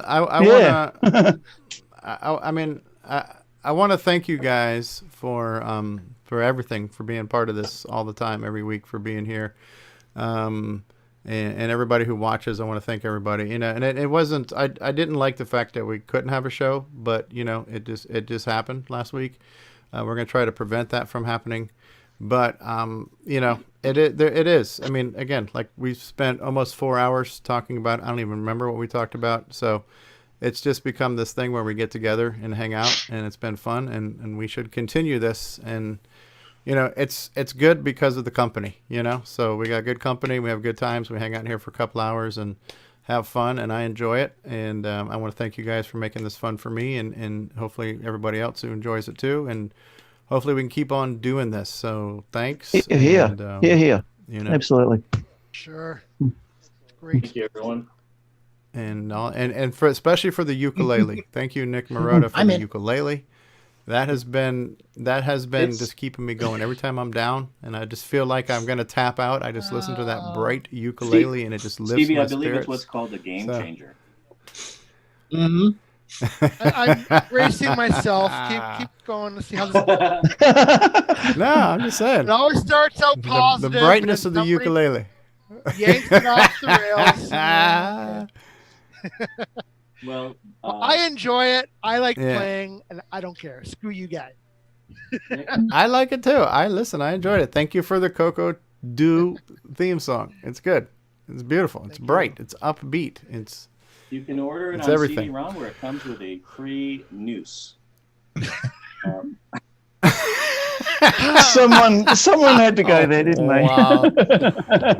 Oh, man. You got to learn All right. the CoCoTALK theme song so you can play us in one time. Play us in and play us out. To play us out. Are you? Have you got your ukulele with us? You want to play some outro music for us, Nick? What do you want to hear? All right. Nick Marotta's going to just play some music, and I'll do the outro as you're playing. Okay. Well, let me switch mics. All right. Because it works better through my webcam mic. Everything's better through a webcam. You hear that? Yeah, that's good. Yeah. All right. This has been another episode of CoCoTALK. Thank you for watching. Tonight we've had on the show Mark Overholzer, David O'Connor, on the ukulele Nicholas Marotta, Brian the Music Man Shoebring, Mark Bosley, Bryza, Brian Weasler, Rob Inman, Al Hartman from Jersey, and so many more. We want to remind you that you can catch CoCoTALK on CoCoTalk.live. You can send us an email feedback to CoCoTalk@CoCoTalk.live.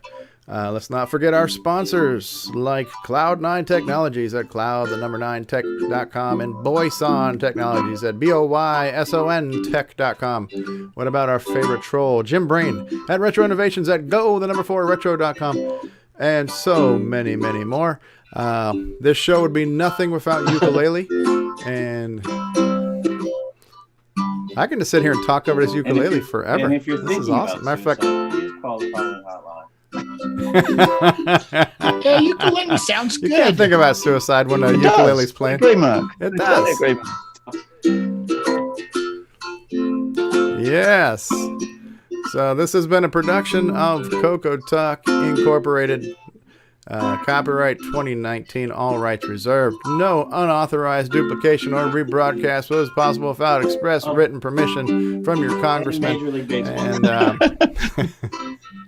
yeah, in the Major League Baseball League. This episode was brought to you by Real Time Clocks. Someone give that damn cat some water. Yes, somebody. This is a somebody get that damn cat some water production. And thank you. Oh, I'm much happier breaking stuff. David Ladd, MC10. Oh, that's in this. OG Stevie It's almost in the same key. All right, good job, Nick Marotta. All right. We're gonna pull the brakes on the train here. Thank you all for being here. I'm gonna press the button. This is the sound of me hanging up. Everybody say Good night, everybody. Good night, Gracie. All right. We're We're hanging Jimbo. up. Hanging up in No, 3, you hang up. 2.